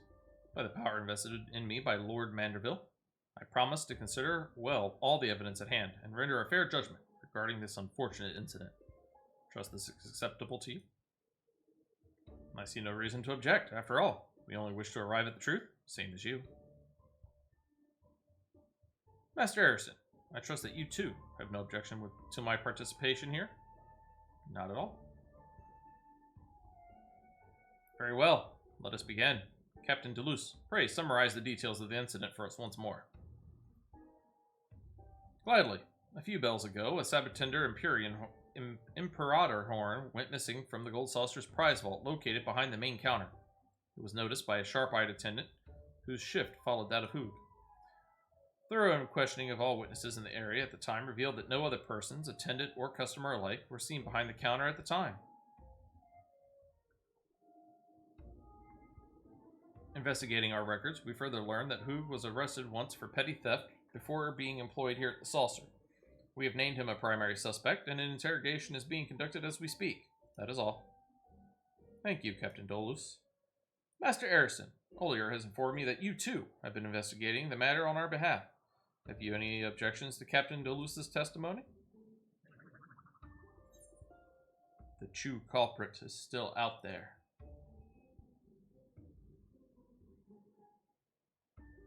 What? How could you possibly know that? One of the attendants' uniforms has gone missing. What's this you said?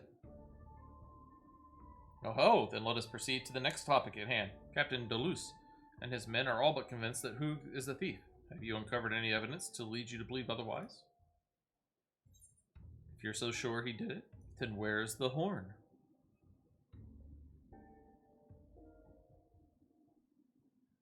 It's true that we haven't recovered it yet, but I assure you it's only a matter of time.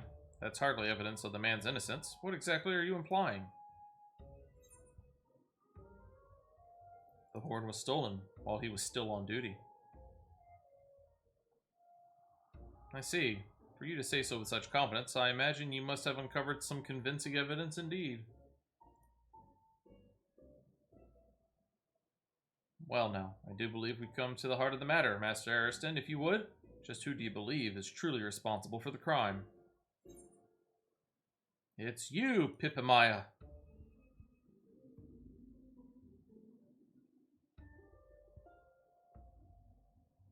Me? Is this some kind of joke? I'm no thief. I'm an officer of the law. You'd best have some proof behind these accusations, or I'll have you hauled in gaol. I'll have you hauled in gaol faster than you can say Godbert Manderville. The stolen uniform was Lalafell-sized. And so what if it is? That is proof of nothing. You need only look around you to see that I am far from the only Lalafell in this place. But not all have a brother with eyes only for MGP. Wait, how do you know that? I mean, nonsense. I have an alibi. The time the theft happened, I was at the Kokobo races, and I'll have you know, I won myself a fortune as well. Ha! The joke's on you. Just ask any of the attendants there. They all remember me. Why? I'm one of their best customers. My most sincere apologies, Master Maya Pippa. Or Maya Pippi. Pai? Master Maya Pai? Is this your ideal of a joke? The least you could do is have the dignity to call a man by his proper name. What? Just the other day you told us that was your favorite nickname. Enough, Sasapano. It would seem our game is up.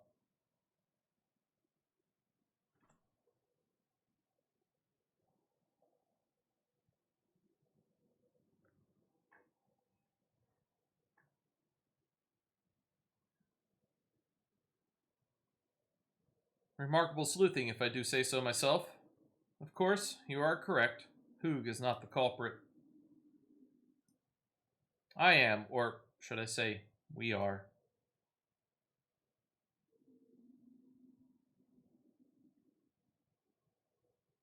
Master Maya Pippa, there's two of you? What is the meaning of this? You'd better have a good explanation for all of us. I am Pippa Maya. The real one, that is. The man who was posing as me until our ruse was revealed is my twin brother, Sasapano. We also have another brother, some years younger than the two of us. He's our pride and joy, sharp of mind and fleet of foot. Sadly, one day our dear brother was stricken with a rare, nigh untreatable malady. He was told he had but moons to live, if that. Needless to say, Sasapano and I were devastated. When the initial shock had passed, we were left with one thought. We could not save the boy's life. At the very least, we could make his biggest dream come true in the precious days he remained with us. Specifically, his dream to one day sail across the heavens. Ooh, pardon me. Ooh. Reading makes me sleepy. Specifically, his dream to one day sail across the heavens on his very own Sabotender Imperator. I knew of his wish quite well, having often observed him eyeing its glorious succulent form longingly from my post on security duty. And so, in hopes of granting our dear sibling's dying wish, Sasapano and I embarked on a single-minded quest to accumulate as much MGP as we could muster.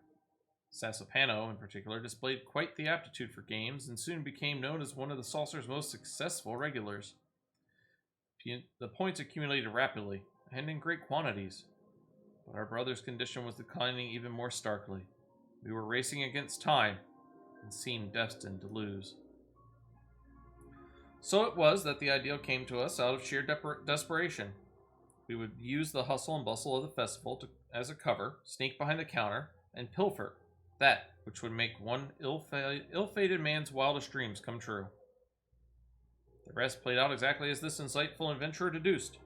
Little did I expect that I'd be found out before I could even sneak the horn past the guards. Indeed, it all makes sense now. My sincerest apologies, good sir. To think that not only did we wrongly accuse you, but that the true culprit, one of them at least, was one of our own.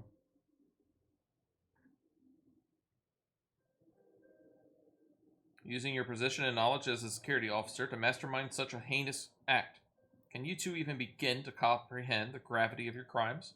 I see you rot in the darkest goal. No!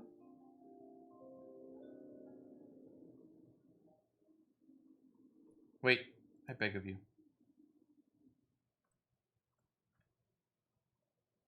Might I be allowed to speak for a moment?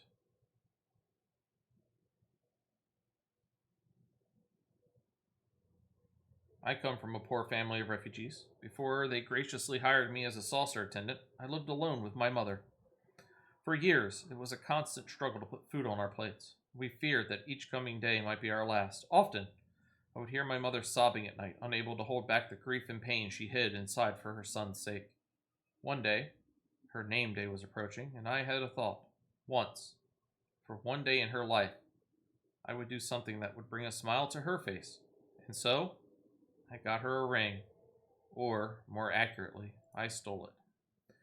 I regretted the act almost immediately, but it was too late. I was soon apprehended. I was dismissed from my job as a laborer and was told I would never find work in this town again. With not even the coin to buy a scrap of bread for tomorrow's breakfast, I fell into utter despair. My life, our lives, were surely over, I was certain. It was then that a kind soul reached out to me. That kind soul was none other than the very man whose gold ring I tried to steal. I speak of the owner of this gold saucer, the one and only Lord Godbert Manderville. He made me swear a promise that I would never turn to thievery again, and offered me a position as an attendant here if I would obey. I am far from a wealthy man, but the remuneration has been more than enough to provide my mother and I with a better life than we could ever have imagined.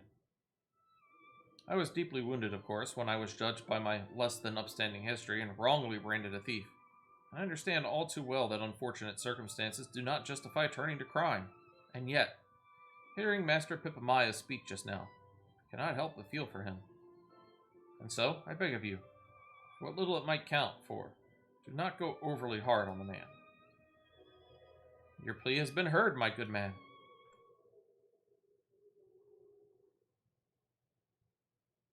Captain Deleuze, if I might have the floor for a moment, I would make a few propositions.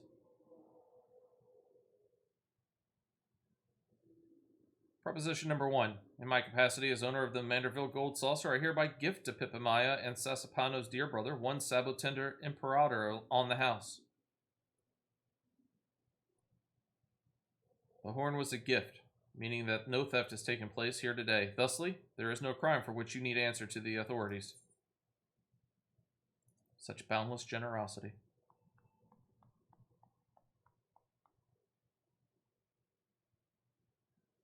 As for you, Pippamaya and Sasapano, as I said, you need not answer to the authorities for what you did today. You will, however, answer to me. The words of Hugh here speak to me. In that light, I would make my second proposition. To answer for your actions and repay me for my gift, I propose that you serve a period of community service to be performed under my direct oversight.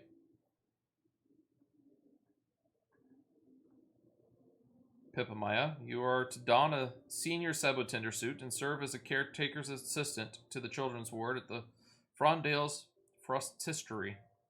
There, you will do your best to provide succor and good cheer to the poor children who suffer as your own young brother does. This will, however, require you to undergo strict training until such time as you are able to perform a perfect senior Sabotender shemi. Do you accept these conditions? Of course I do. With pleasure, Lord Manderville. Now for you, Sesapano, I dare say your knowledge and expertise regarding all things gold saucer rivals almost any in the realm. It would be a shame to let that go to waste. And so, I propose that you serve as a chaperone for those children suffering from symptoms less grave.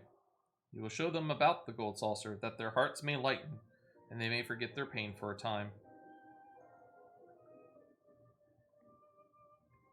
I trust you have no objections, Captain Deleuze? I am but a humble sellsword in the Syndicate's employ, Lord Mandeville. Any judgment you render, it is my honor and duty to see carried out. Oh ho ho, very well then.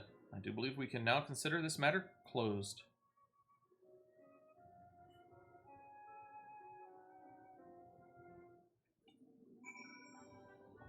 Whew! Alright, let's finish this up. Simply incredible. Thanks to your peerless detective work, my dear friend's innocence has been proven, and fair justice has been served to one and all.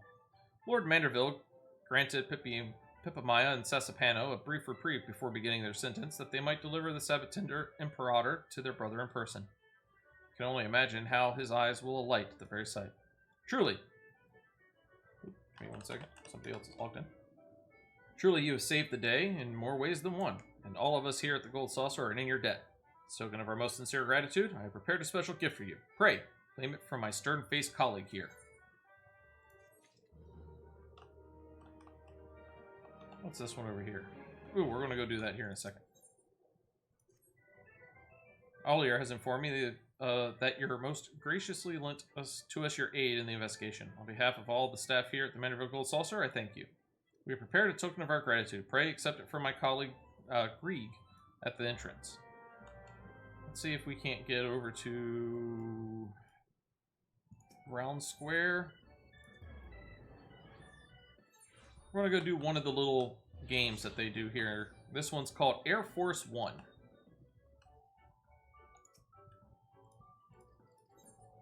Alright, this is an instance duty, and we're going to go in. Mwahaha. It's a laser roller coaster game. It's foons.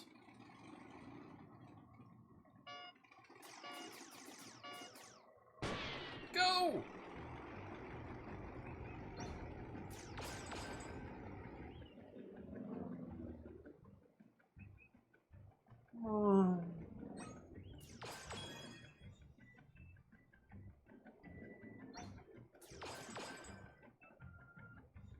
And yes, it gets harder. Don't shoot the red. That is a bad thing.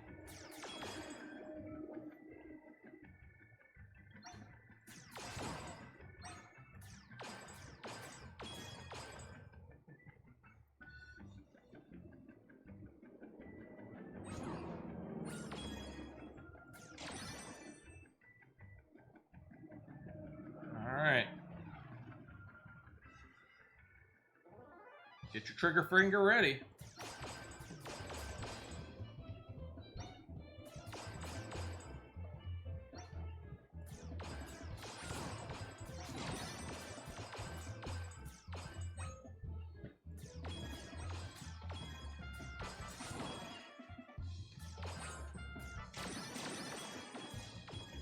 $3,900, right where we need to be. We need a score of 5 grand. Gotta be careful though, they're a little tricky on this course, or on a couple of the courses rather.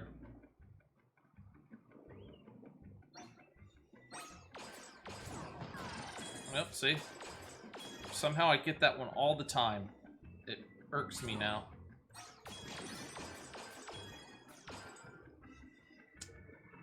Did not get a perfect score. I am the Sets.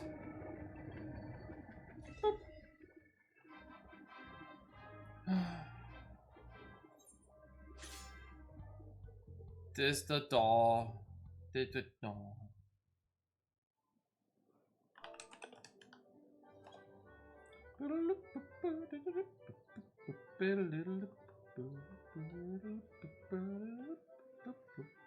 Alright. We are going to go and retrieve our prize from Grieg. Grej? Something like that. And we're going to come talk to the campaign attendant over here. Alright. Let me guess, you're here to claim your reward. See? I'm a master sleuth just like you, but I jest. I heard it all from Olier. At any rate, here's our token of thanks for your effort. May it serve you well the next time you find yourself faced with a perplexing case. Alright, and with that, we get the displaying displeasure. We've also got a bronze card. We're going to come down here to the campaign attendant. Prizes 1. This is a lot of glamour gear, basically. No weapons, no accessories. Others. We'll go ahead and buy you. And we'll buy one of each of these cards. And then we'll go into prizes 2, and I think this one is just gear. Now the fun ones. The Emperor's New Shield. So I have a shield on. It is literally invisible. There's a whole set of Emperor's gear out there. It's funny. So, new minion. And a couple of gold saucer, or not gold saucer, triple triad cards.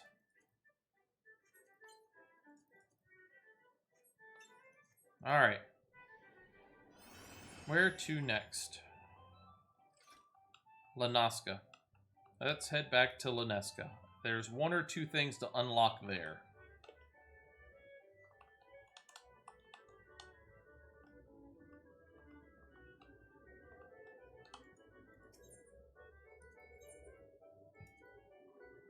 At this rate, I don't even know if we're going to get to the leveling up of the Dark Knight. Alright. Bulwark Call. I know we can't do Dancer yet.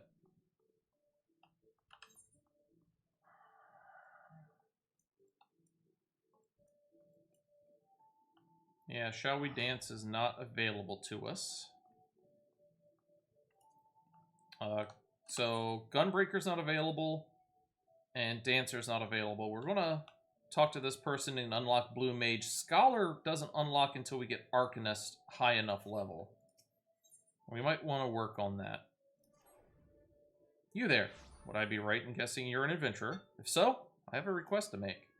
We've had reports of some charlatan claiming to be a blue mage, whatever that's supposed to be. He could be a blue-arsed dwarf rat for all I care, but I hear he's selling so-called soul crystals to adventurers for a tidy sum. Apparently, they're meant to give the holder all sorts of mystical powers, which is a load of Kokobo shite according to a dozen or so dissatisfied customers. You see, spells and whatnot are not really my field of expertise, which is why I want you to help me investigate. I need you to tell me whether these crystals are the genuine article.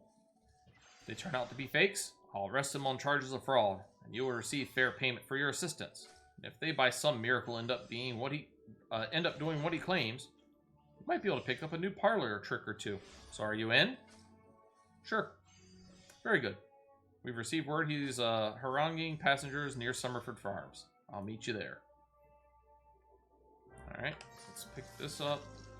I think Summerford is too far. Eastern Laneska? No. Lower Laneska.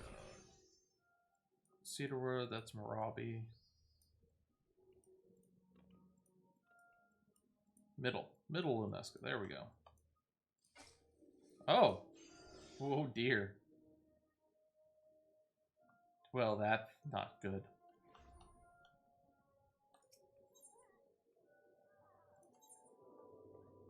Let's go out the Zephyr Gate. I am not attuned to that. Let us go and fix that issue. Well, let's go talk to this person first, then we'll go over there.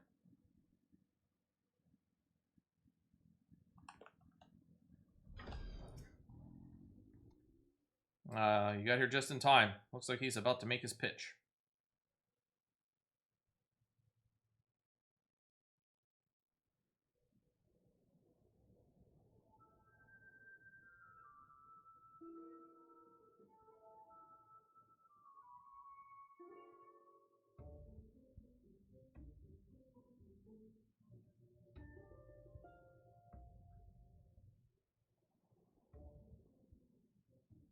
Greetings, ladies and gentlemen. The name's Martin, and today I present to you a wonder of the new world. I call it blue magic.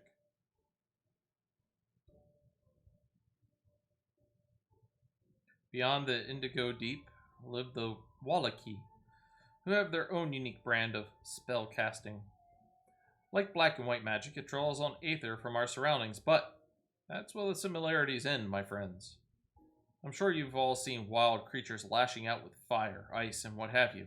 It's a form of self-defense, see, but it's still magic. The Wallaki discovered how to harness aether in the same way and wield the forces of nature.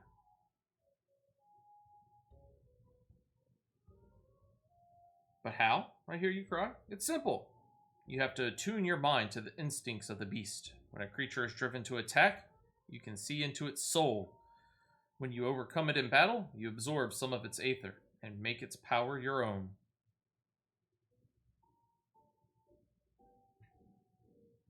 Of course, it's not as easy as picking fights with local wildlife, but my Wallaki mentors taught me well. Now it's my turn to teach you.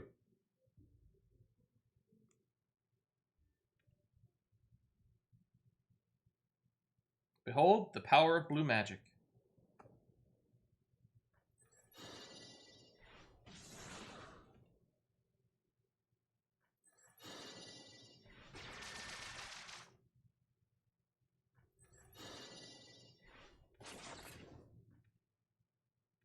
By the 12, did you see that?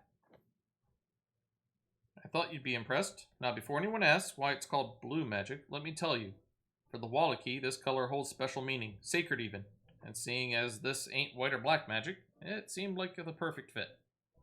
I suppose you're all also wondering what you need to become a blue mage, like me. Well, for starters, you'll be wanting one of these, a soul crystal. And don't forget a specially designed outfit to help you look the part. I'll even throw in one of these spellbooks, personally penned by yours truly, containing everything you need to know about learning blue magic. Got enough for you, all of you, but you'd better snap them up before it's too late.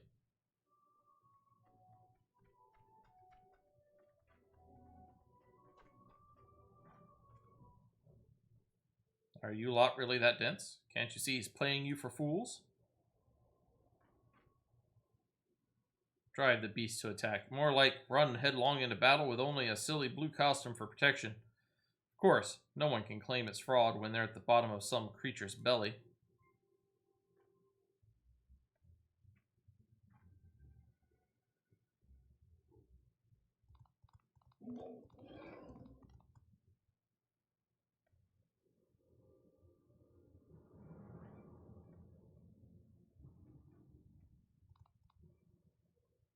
We feast on your flesh, smoothskins. Your gods cannot save you now.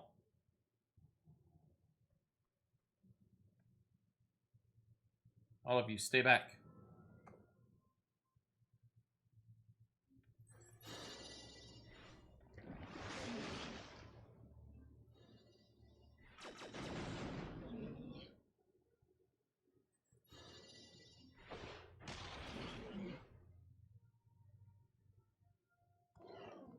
No more, please spare us. They never stood a chance. Bugger all the swords and shields nonsense. I'm giving blue magic a try.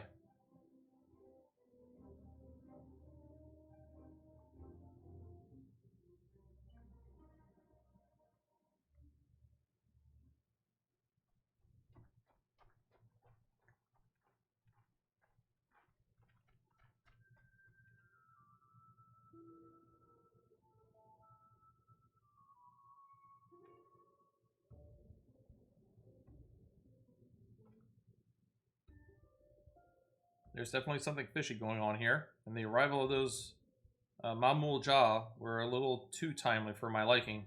Come on, let's see where he goes next.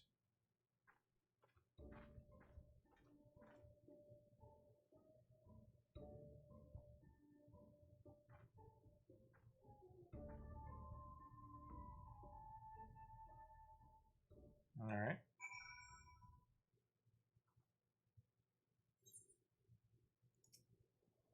It looks like he's heading for the Morabi Dry Docks. Follow me. Sorry. I gotta head somewhere else first.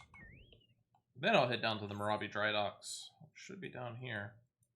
Do have you? Yes.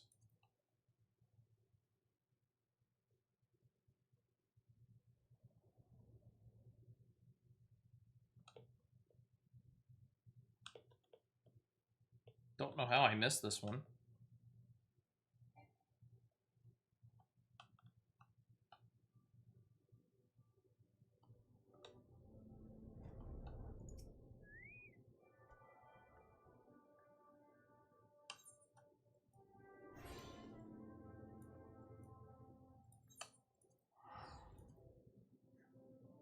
No, we've got Summerford Farms.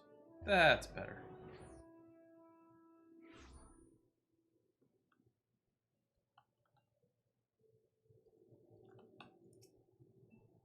According to one of the guards, this Martin character has been skulking around the docks over the last few days. Apparently, he's been begging for leftovers from the mess hall.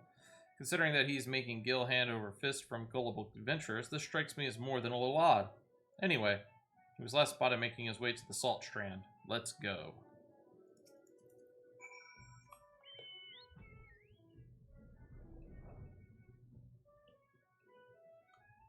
Ba-ba-la-ba-la.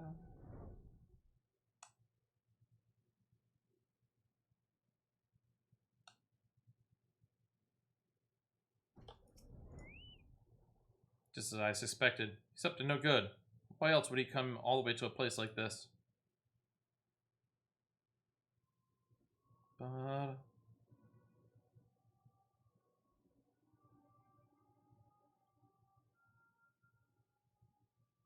Martin, you say you be less violent this time, but that was very violent indeed.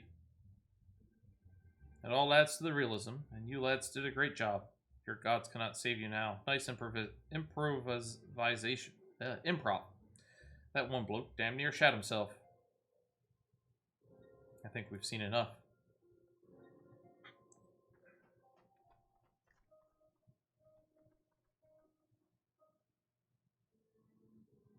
Hold it right there. Placing you under arrest on charges of fraud.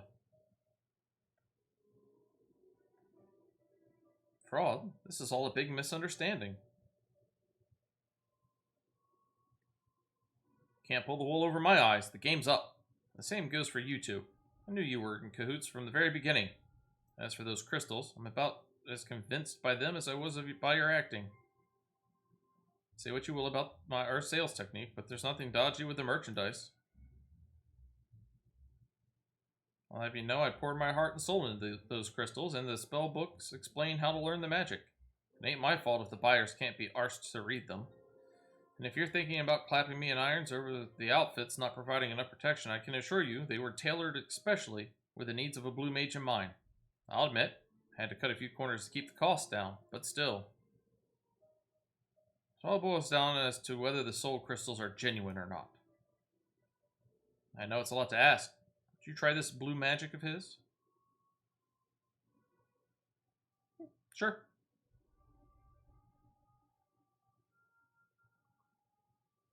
Come on, mate. Don't be shy. Once you've learned your first spell, you'll know I ain't pulling your leg. I'll even let you borrow one of the outfits. The masked bandit. I mean, the blue mage.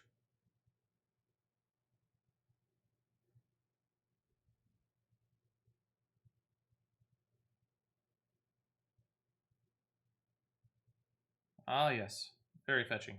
While you've been getting changed, La Tulja and Gahidulja have been luring over a nice cooperative baby kraken to teach you water cannon. The bait's been laid, so one should turn up any moment now.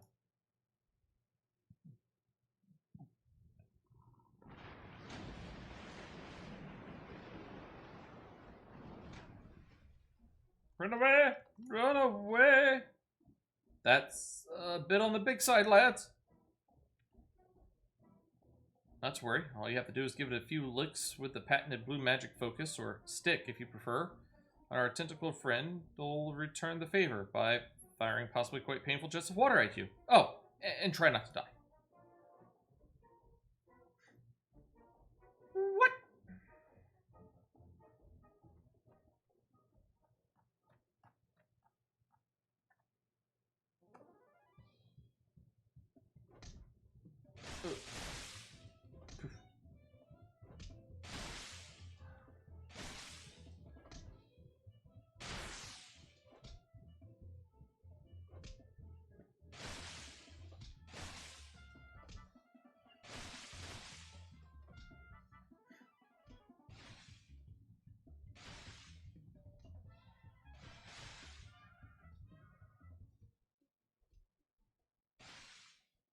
That'll take forever. But I finally destroyed it. Or gave it a severe concussion. One of the two. It might not be dead.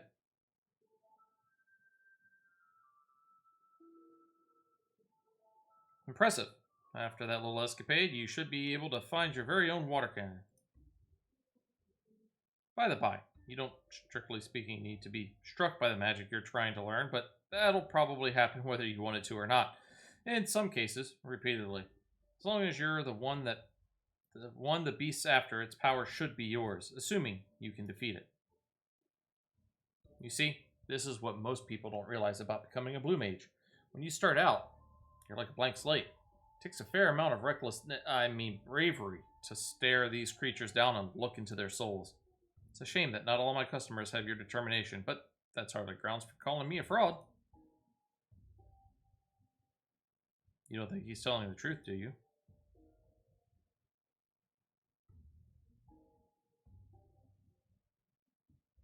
Come on. Now that's settled, I'll be having my wares back if you don't mind.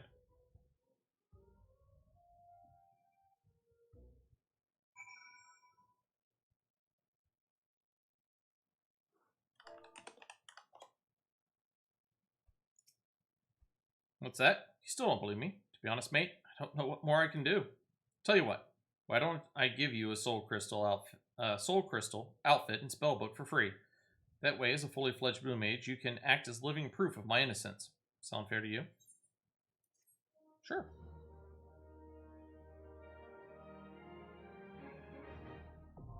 The blue mage is unlocked.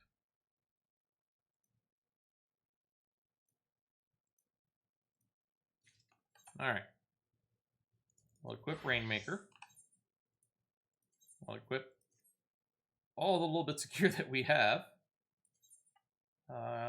We'll add. Move you up. Move you up. Up. There we go. Okay, good. Blue magic. Rather than gaining new actions by increasing in level, blue mages learn them from enemies. To acquire an ability, you must witness your foe perform a specific attack before defeating it. The actions you learn are recorded in the blue magic spellbook found under the character menu. Found under character in the main menu. Spells must be registered as active actions and set to the hotbar before they can be used. You may register up to 24 spells at once. Checking the box next to a spell will add it to the list of active actions. From there, they can be set to a hotbar. The blue magic spellbook details the attack type and aspect of each action. You can also view hints on where to acquire the spell you have yet to discover. In addition, if you use the duty finder to enter duties with level sync or item sync enabled, the chance of acquiring spells from corresponding enemies is significantly increased. Pretty much 100%, if you're synced. Unlike most other weapons, blue mage arms generally have little effect on the character's attributes. However, the intelligence gained from armor and accessories provides a much larger increase in offensive magic damage compared to other jobs. So here's what we have so far. That's it. Water cannon.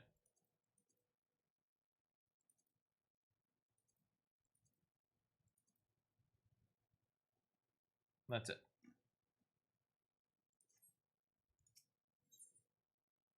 Let's decline.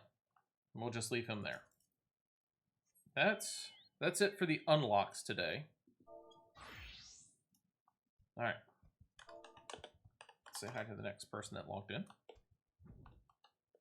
We've done our quest for the seasonal event. We've unlocked as much as we can unlock until we hit level 60. And that means now we're ready for Dark Knight. With our Dark Knight, we are going to have to go through some leveling roulettes. So let's join a leveling roulette. And we'll go through a dungeon. Oh wait, there's one more thing that we're going to need to do. Let me withdraw. That's right. Morabi Dry Docks. Where are you?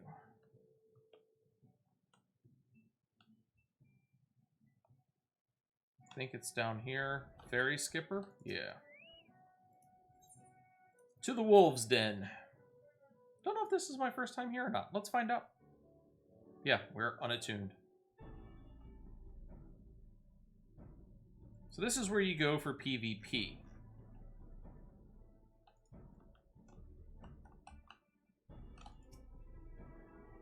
If you notice, my hotbar has actually changed. I'm now on my PvP hotbar.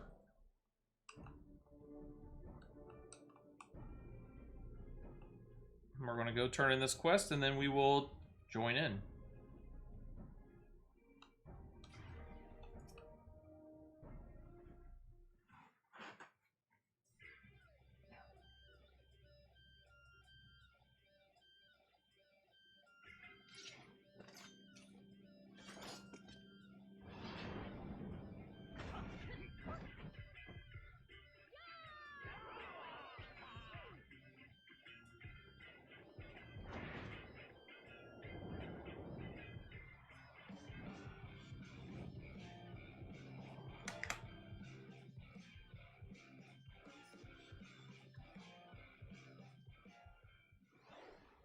I don't recall seeing your ugly mug around here before, You see that Swift sent you? He said he was sending an adventurer, not some simpering sea louse. Bah!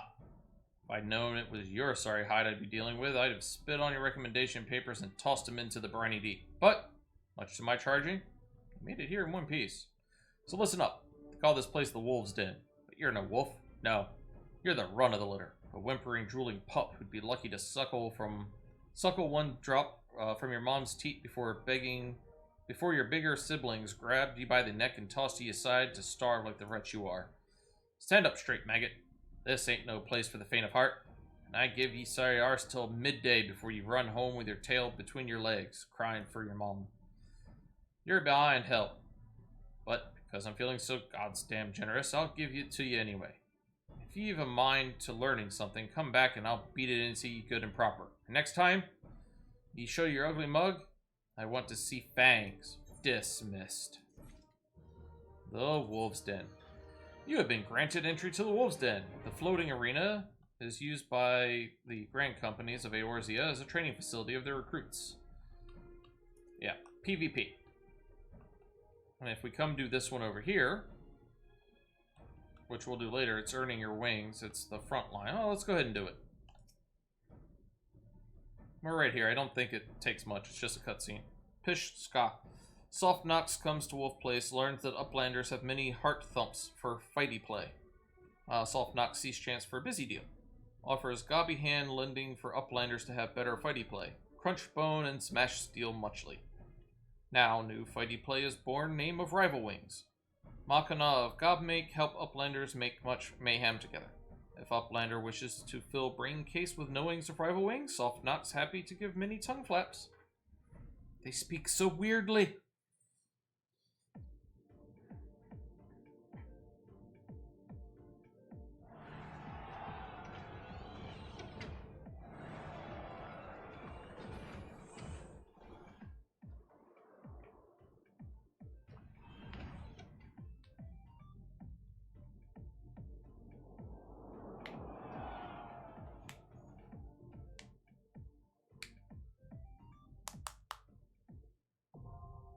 Rival Wings has been unlocked.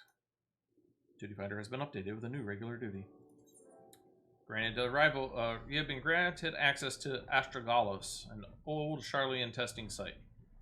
Here you take part in Rival Wings, a large-scale war, incorporating powerful goblin-made machina.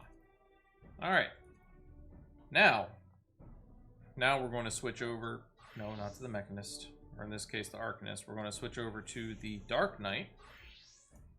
And we are actually going to go to leveling. Let's hit the return button.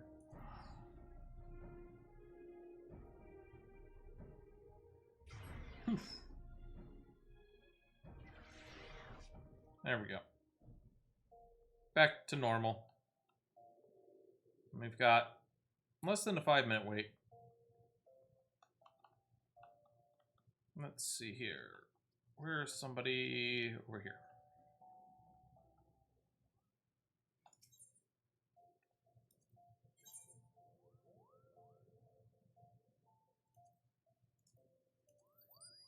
Ooh, what are you?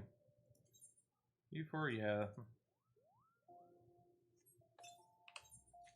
Alright. Blue Mage. Why am I unable to... There we go. There's all the true blue gear.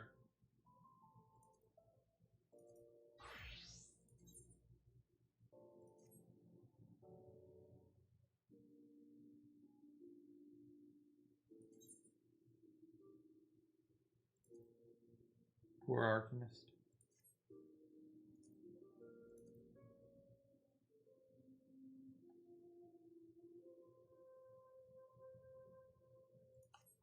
Do-do-do-do-boo.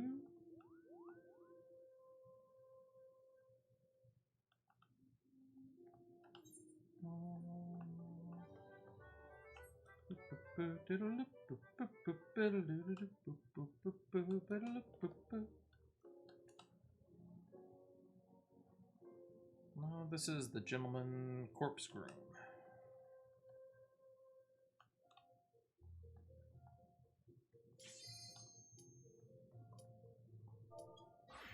Alright.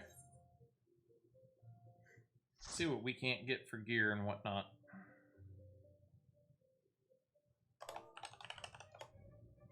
Ah. Totorak.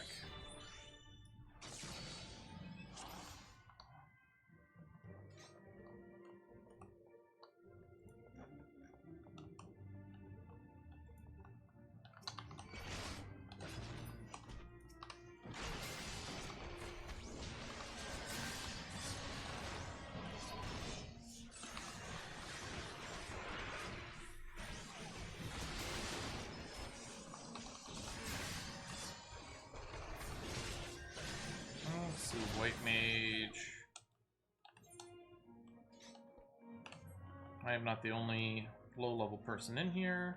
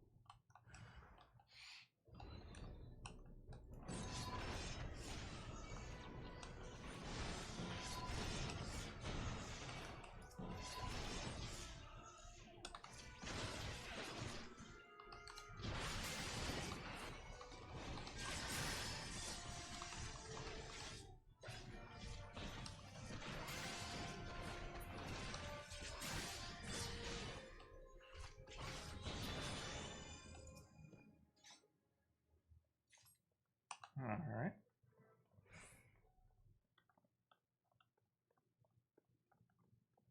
Do.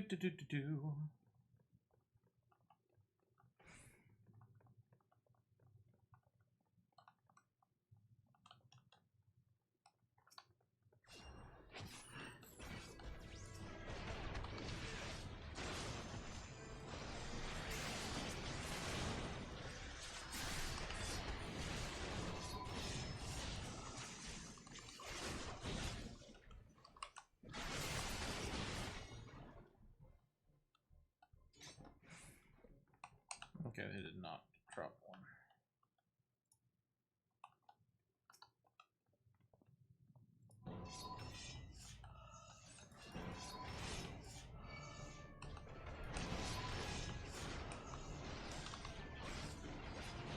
Do. Dragon! Good to see you, darling. Hopefully you are still doing well.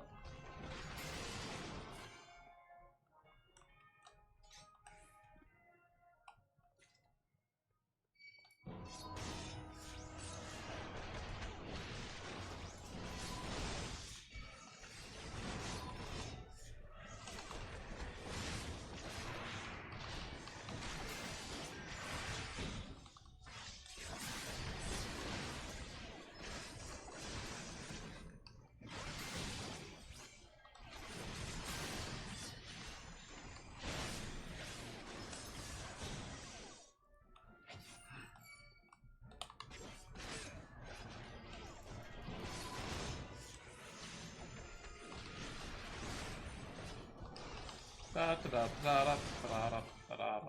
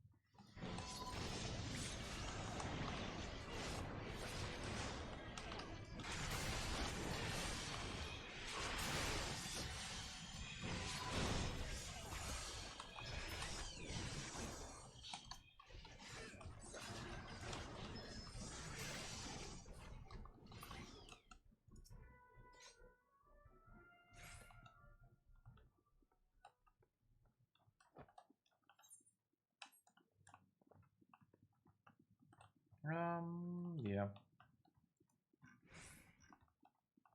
think there's one down here.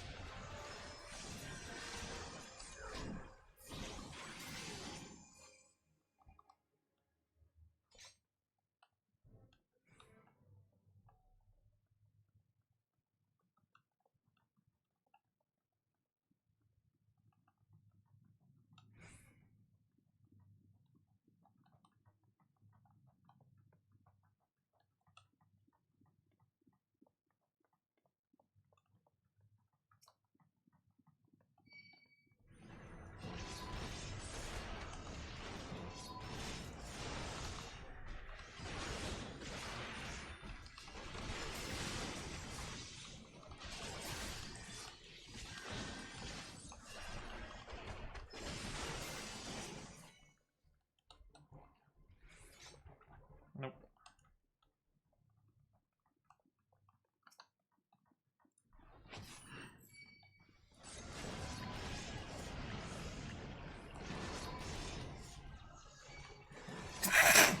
Ooh, pardon me. Appreciate it. Appreciate the alert. Hopefully you and Little Man are doing good. Not supposed to push that button yet. There we go. Thank you for the bless use, Dragon.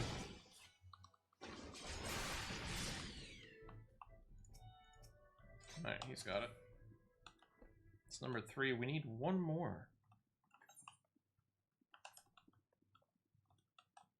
I think it's down here.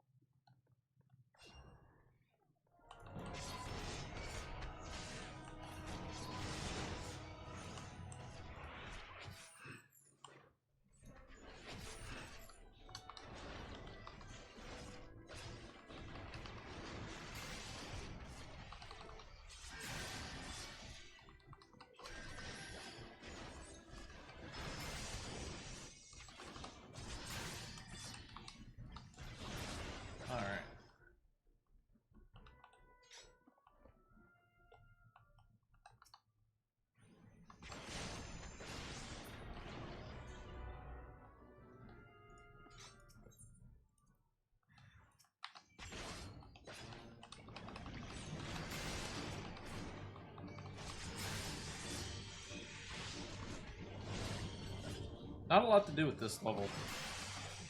There's only a few buttons you can do.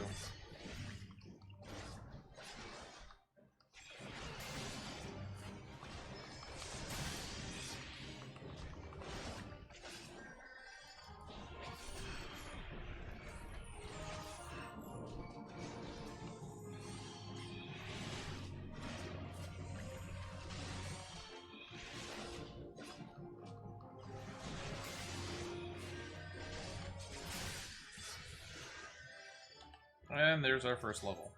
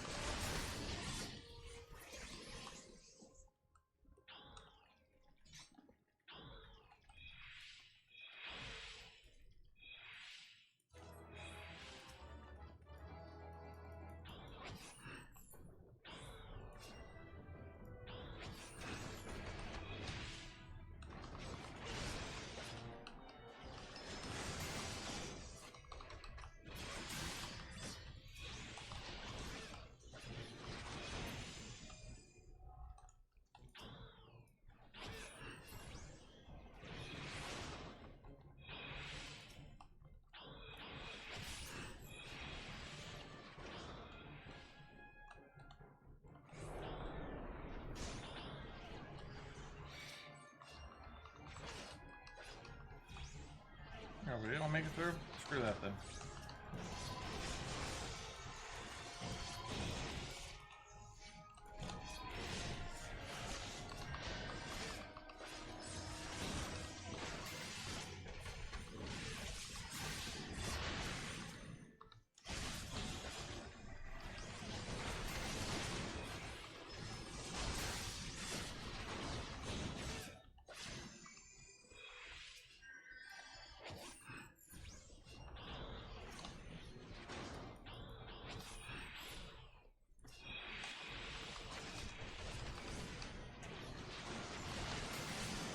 This dungeon is horrible for being, like, zoomed all the way out, unfortunately.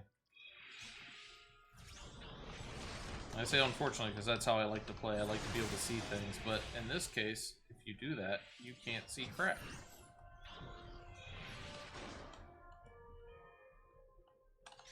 Like here.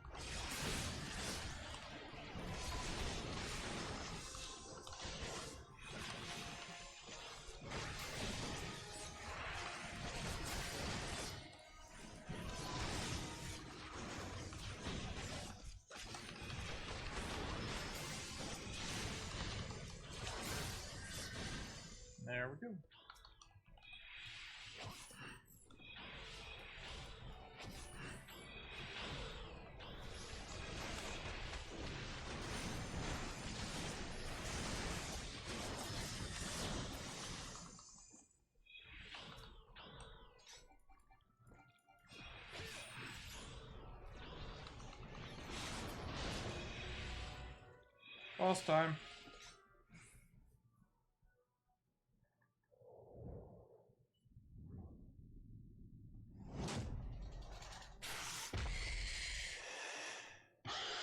This thing is ugly.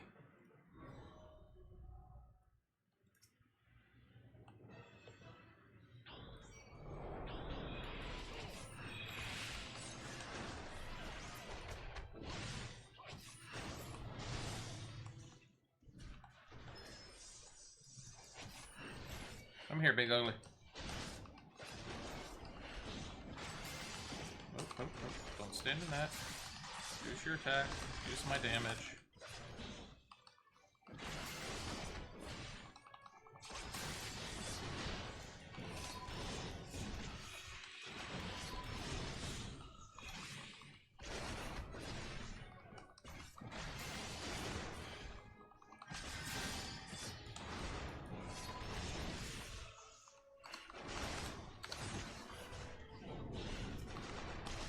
Let's get him out of the poison. Poison bad. Come on. Come on.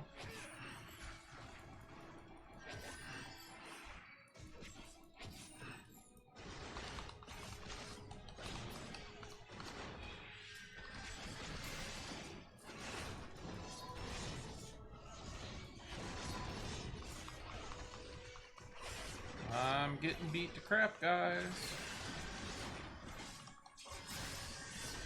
Stay out of that. Come on. There we go. Woohoo! 2 levels.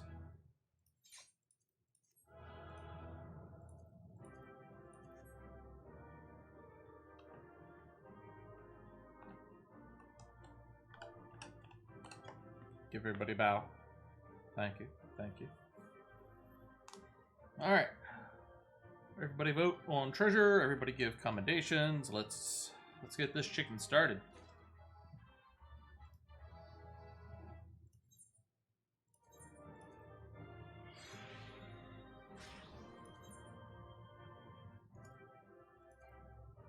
Ooh, my armory is full. Oh no, whatever shall we do?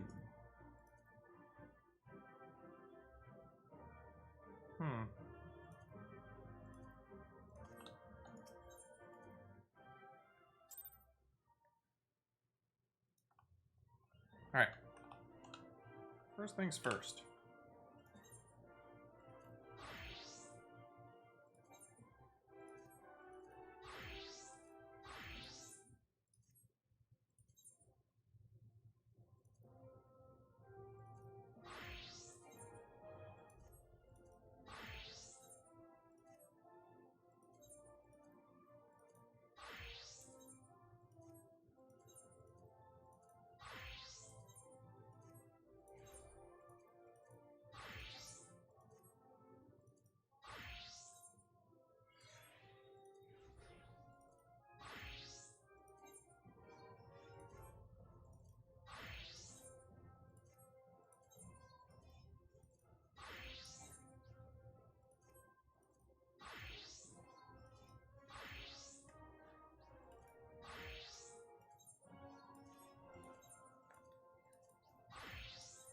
Sorry, just going through and updating gear. Looks like I've lost some pieces, I've gained some pieces.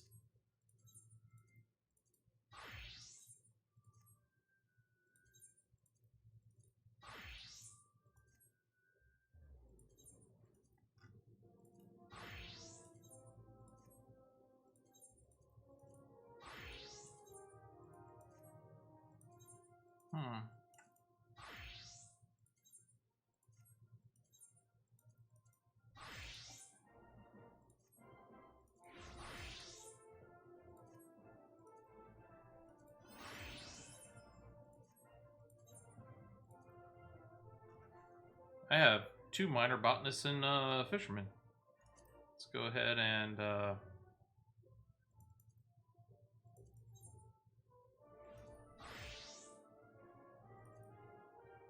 okay, yeah, we'll delete these sets down here.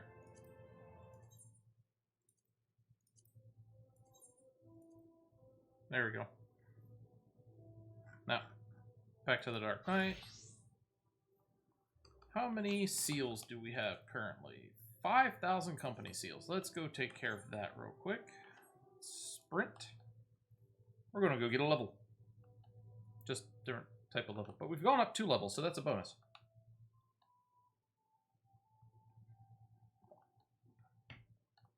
While we're waiting. I already received the reward.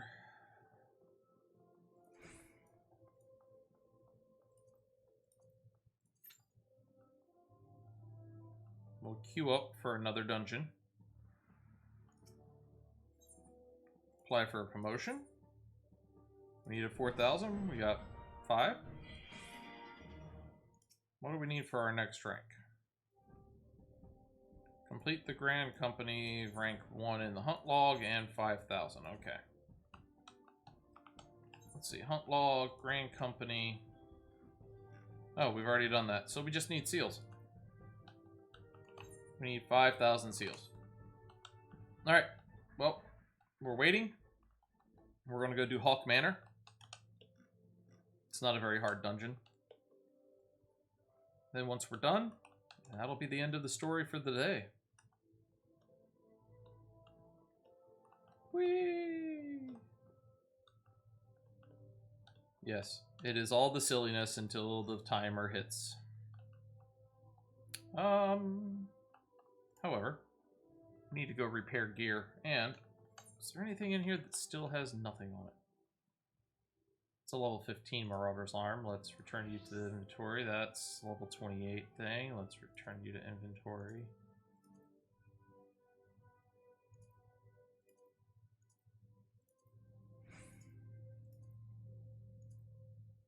Turn all this stuff to the inventory. Sort.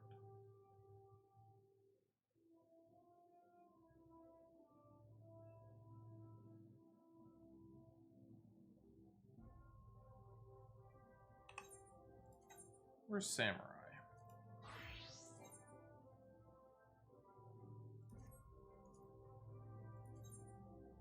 Oh, it's only level 80. No wonder. Back to our Dark Knight. Commence. Let's move you back to the inventory. Close our windows, wait for our last DPS, and we'll do this one dungeon. How's our gear looking? Gear's fine. Plenty fine.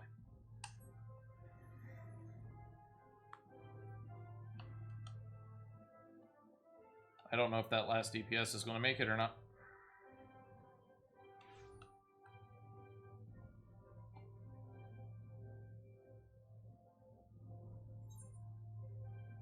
No. It literally won't let me go through zones while I'm waiting for a duty to commence. So we'll give it a few seconds. The guy will drop off, waiting for a new party member. I'll zone.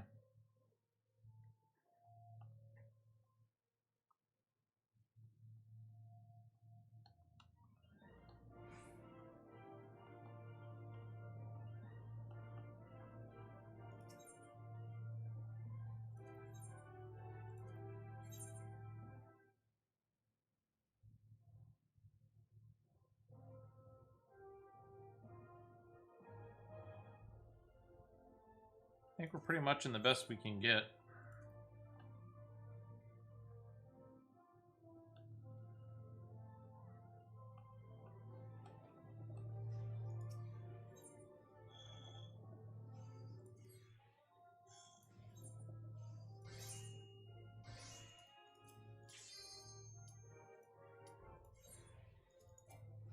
Yeah, I can't do that while we're waiting for the thing to pop.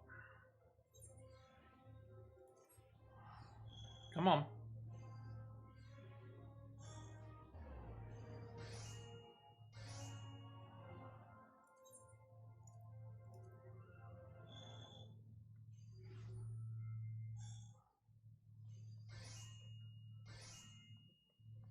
Come on.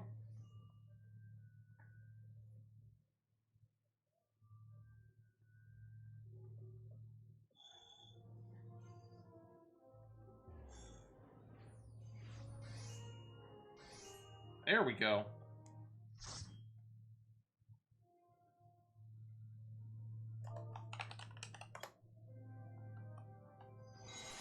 Do, Ooh, we're level 31. Yes, that means I get my flood.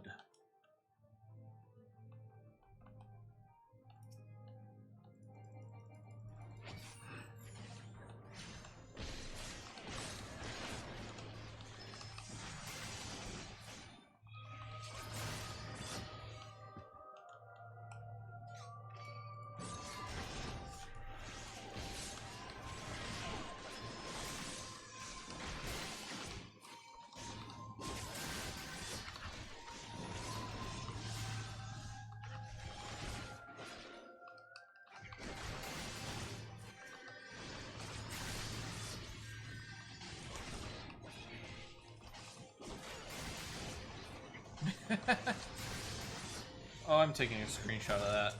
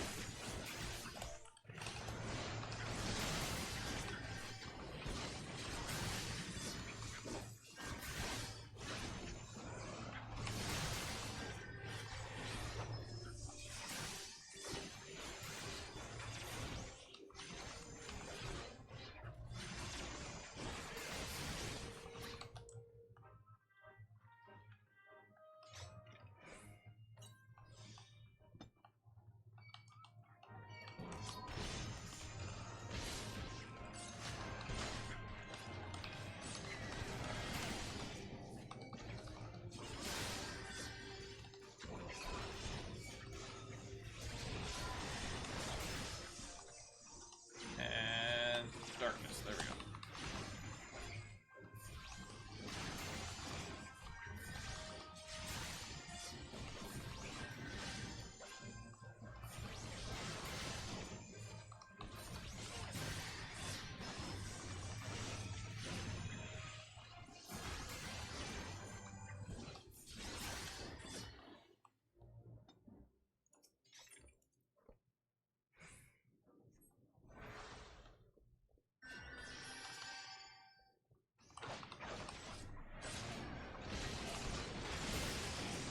Always gotta stun them. That AoE they do is hectic.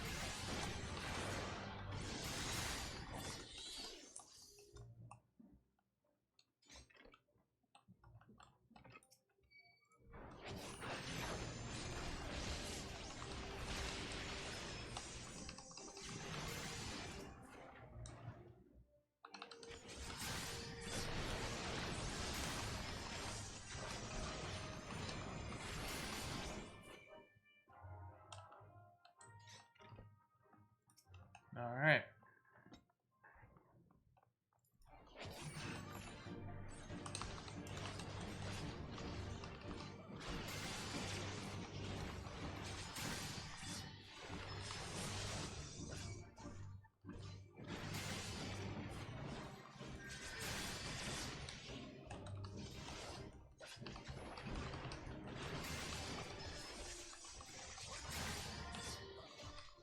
Here, buddy. How you doing? Morning to you, my friend. Cutting it close. It's almost noon.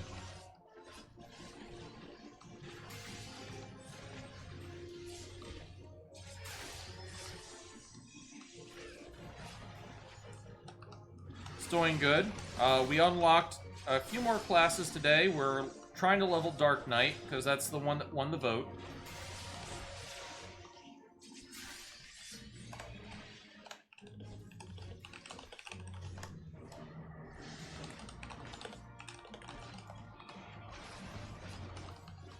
Yeah, back on Lil'Wolf. The votes are finally over. We finally got all the information we needed. Everybody wanted the Dark Knight. He won by 1 vote. 1 vote. You should jump back on, buddy. I agree. Need to get back into it. It's a great game.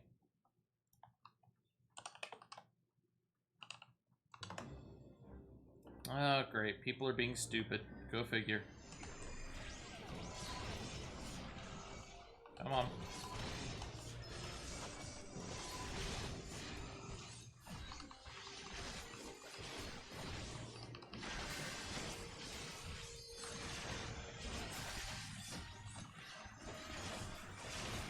Very welcome, buddy.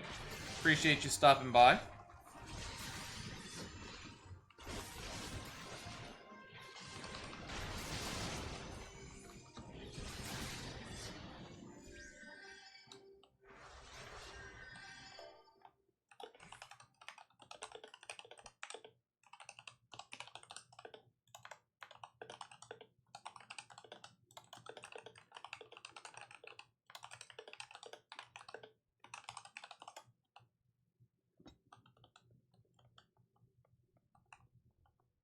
Nope, nope, nope. Don't need you sneaking up on the backside of us. Work's been alright. Few changes at work.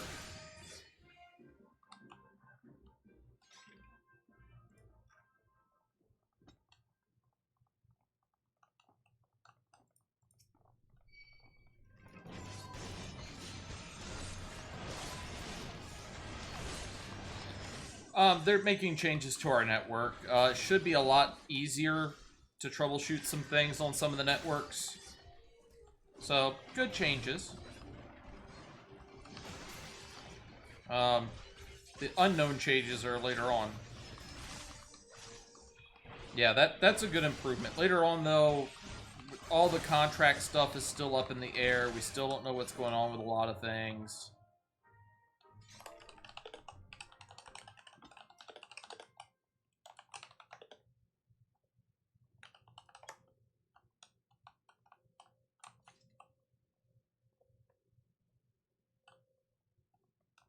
Alright, so he's getting those.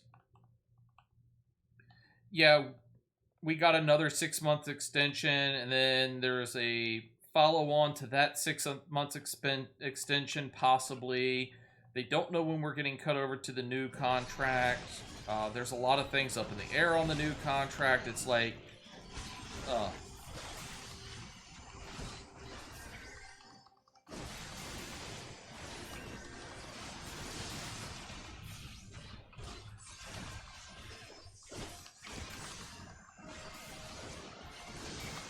Yeah. And it's not just me and my team, it's a lot of us that are there are going through it, and it's all a bunch of unknowns at the moment. They're forcing, our SATCOMers are being forced to get networking certificates. And I'm already hearing rumors that if that happens, a lot of our SATCOMers are going to leave for better paying jobs on the networking side. So it's like, well, crap. Well, you're already interacting with it, so I'll just run through and start hitting things.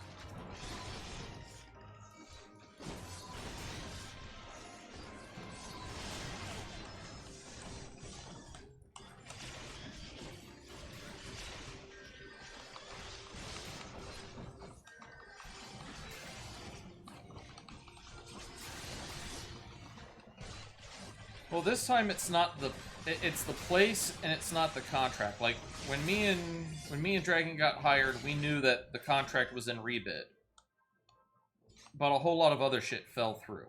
So our contract was technically with another department, but we were sitting in a different location. To put everybody in one location under one contract, we're getting pulled in under the new contract. And it's just a mess from there.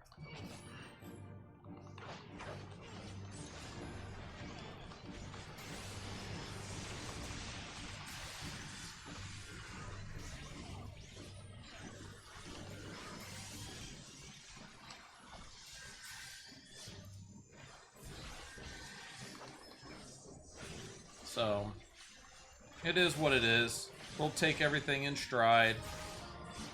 That's all we can do.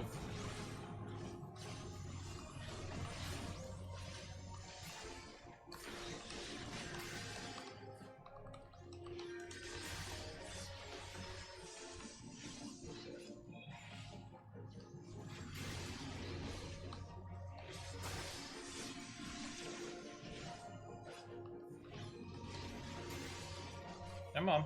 Let's beat the crap out of it.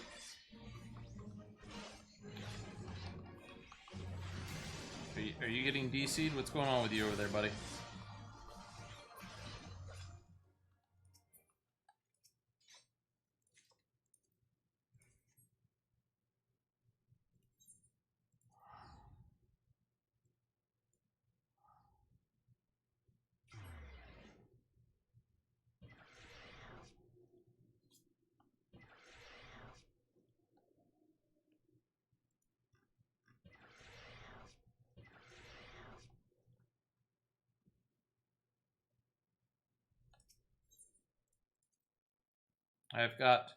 I am not a furry, and welcome to Good Burger on my team.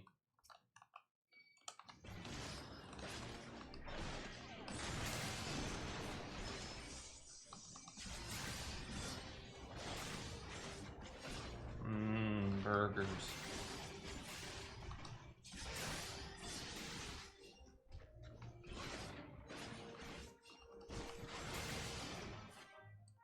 And now we go into here.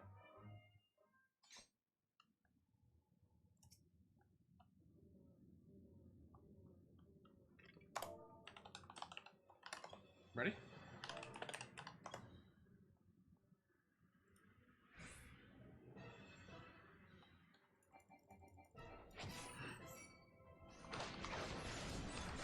Alright. Pop you.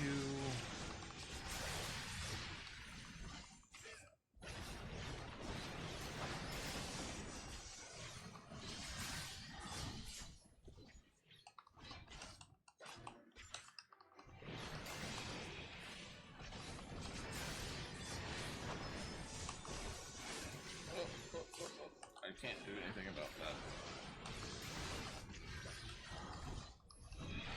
And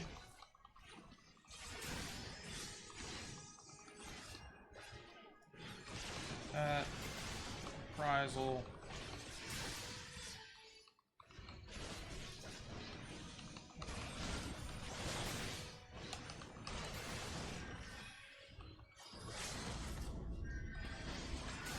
One it is, but one of these is going to make it so I can't hurt her.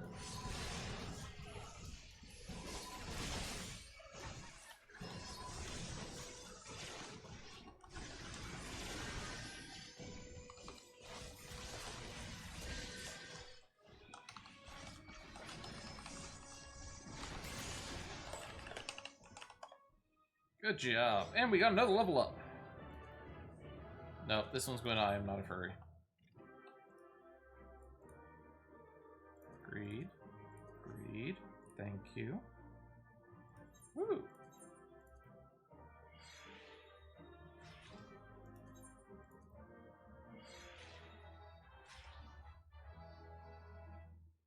That's why.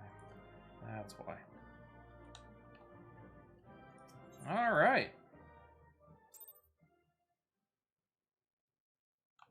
Let's go down and wrong direction. I think it's down here. We're going to repair gear. And, unfortunately, that is where we're going to call it today. I have to go prepare for the work. Even though, yes, it is a Saturday, I work Saturdays.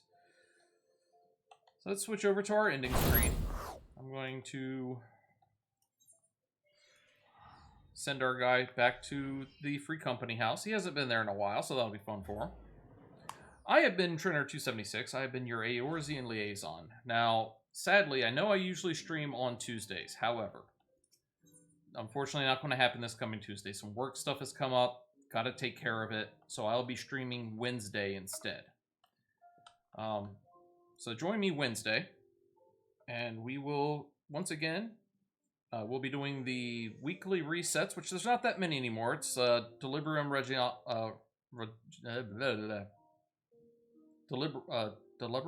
Deliberium? One of the three. Can never remember how to pronounce it. We'll be doing some more of the resets. We'll be doing more of the stuff with the Free Company, whoever needs our help and whatnot.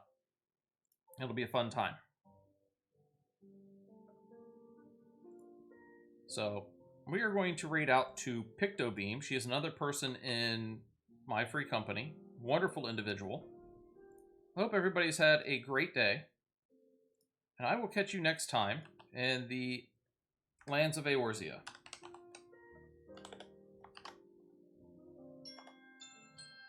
See you later, Tyr. Oh, there's my alarm for work. Go figure.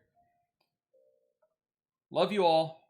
See you next time on Wednesday for more adventures in the lands of Eorzea. Take care now.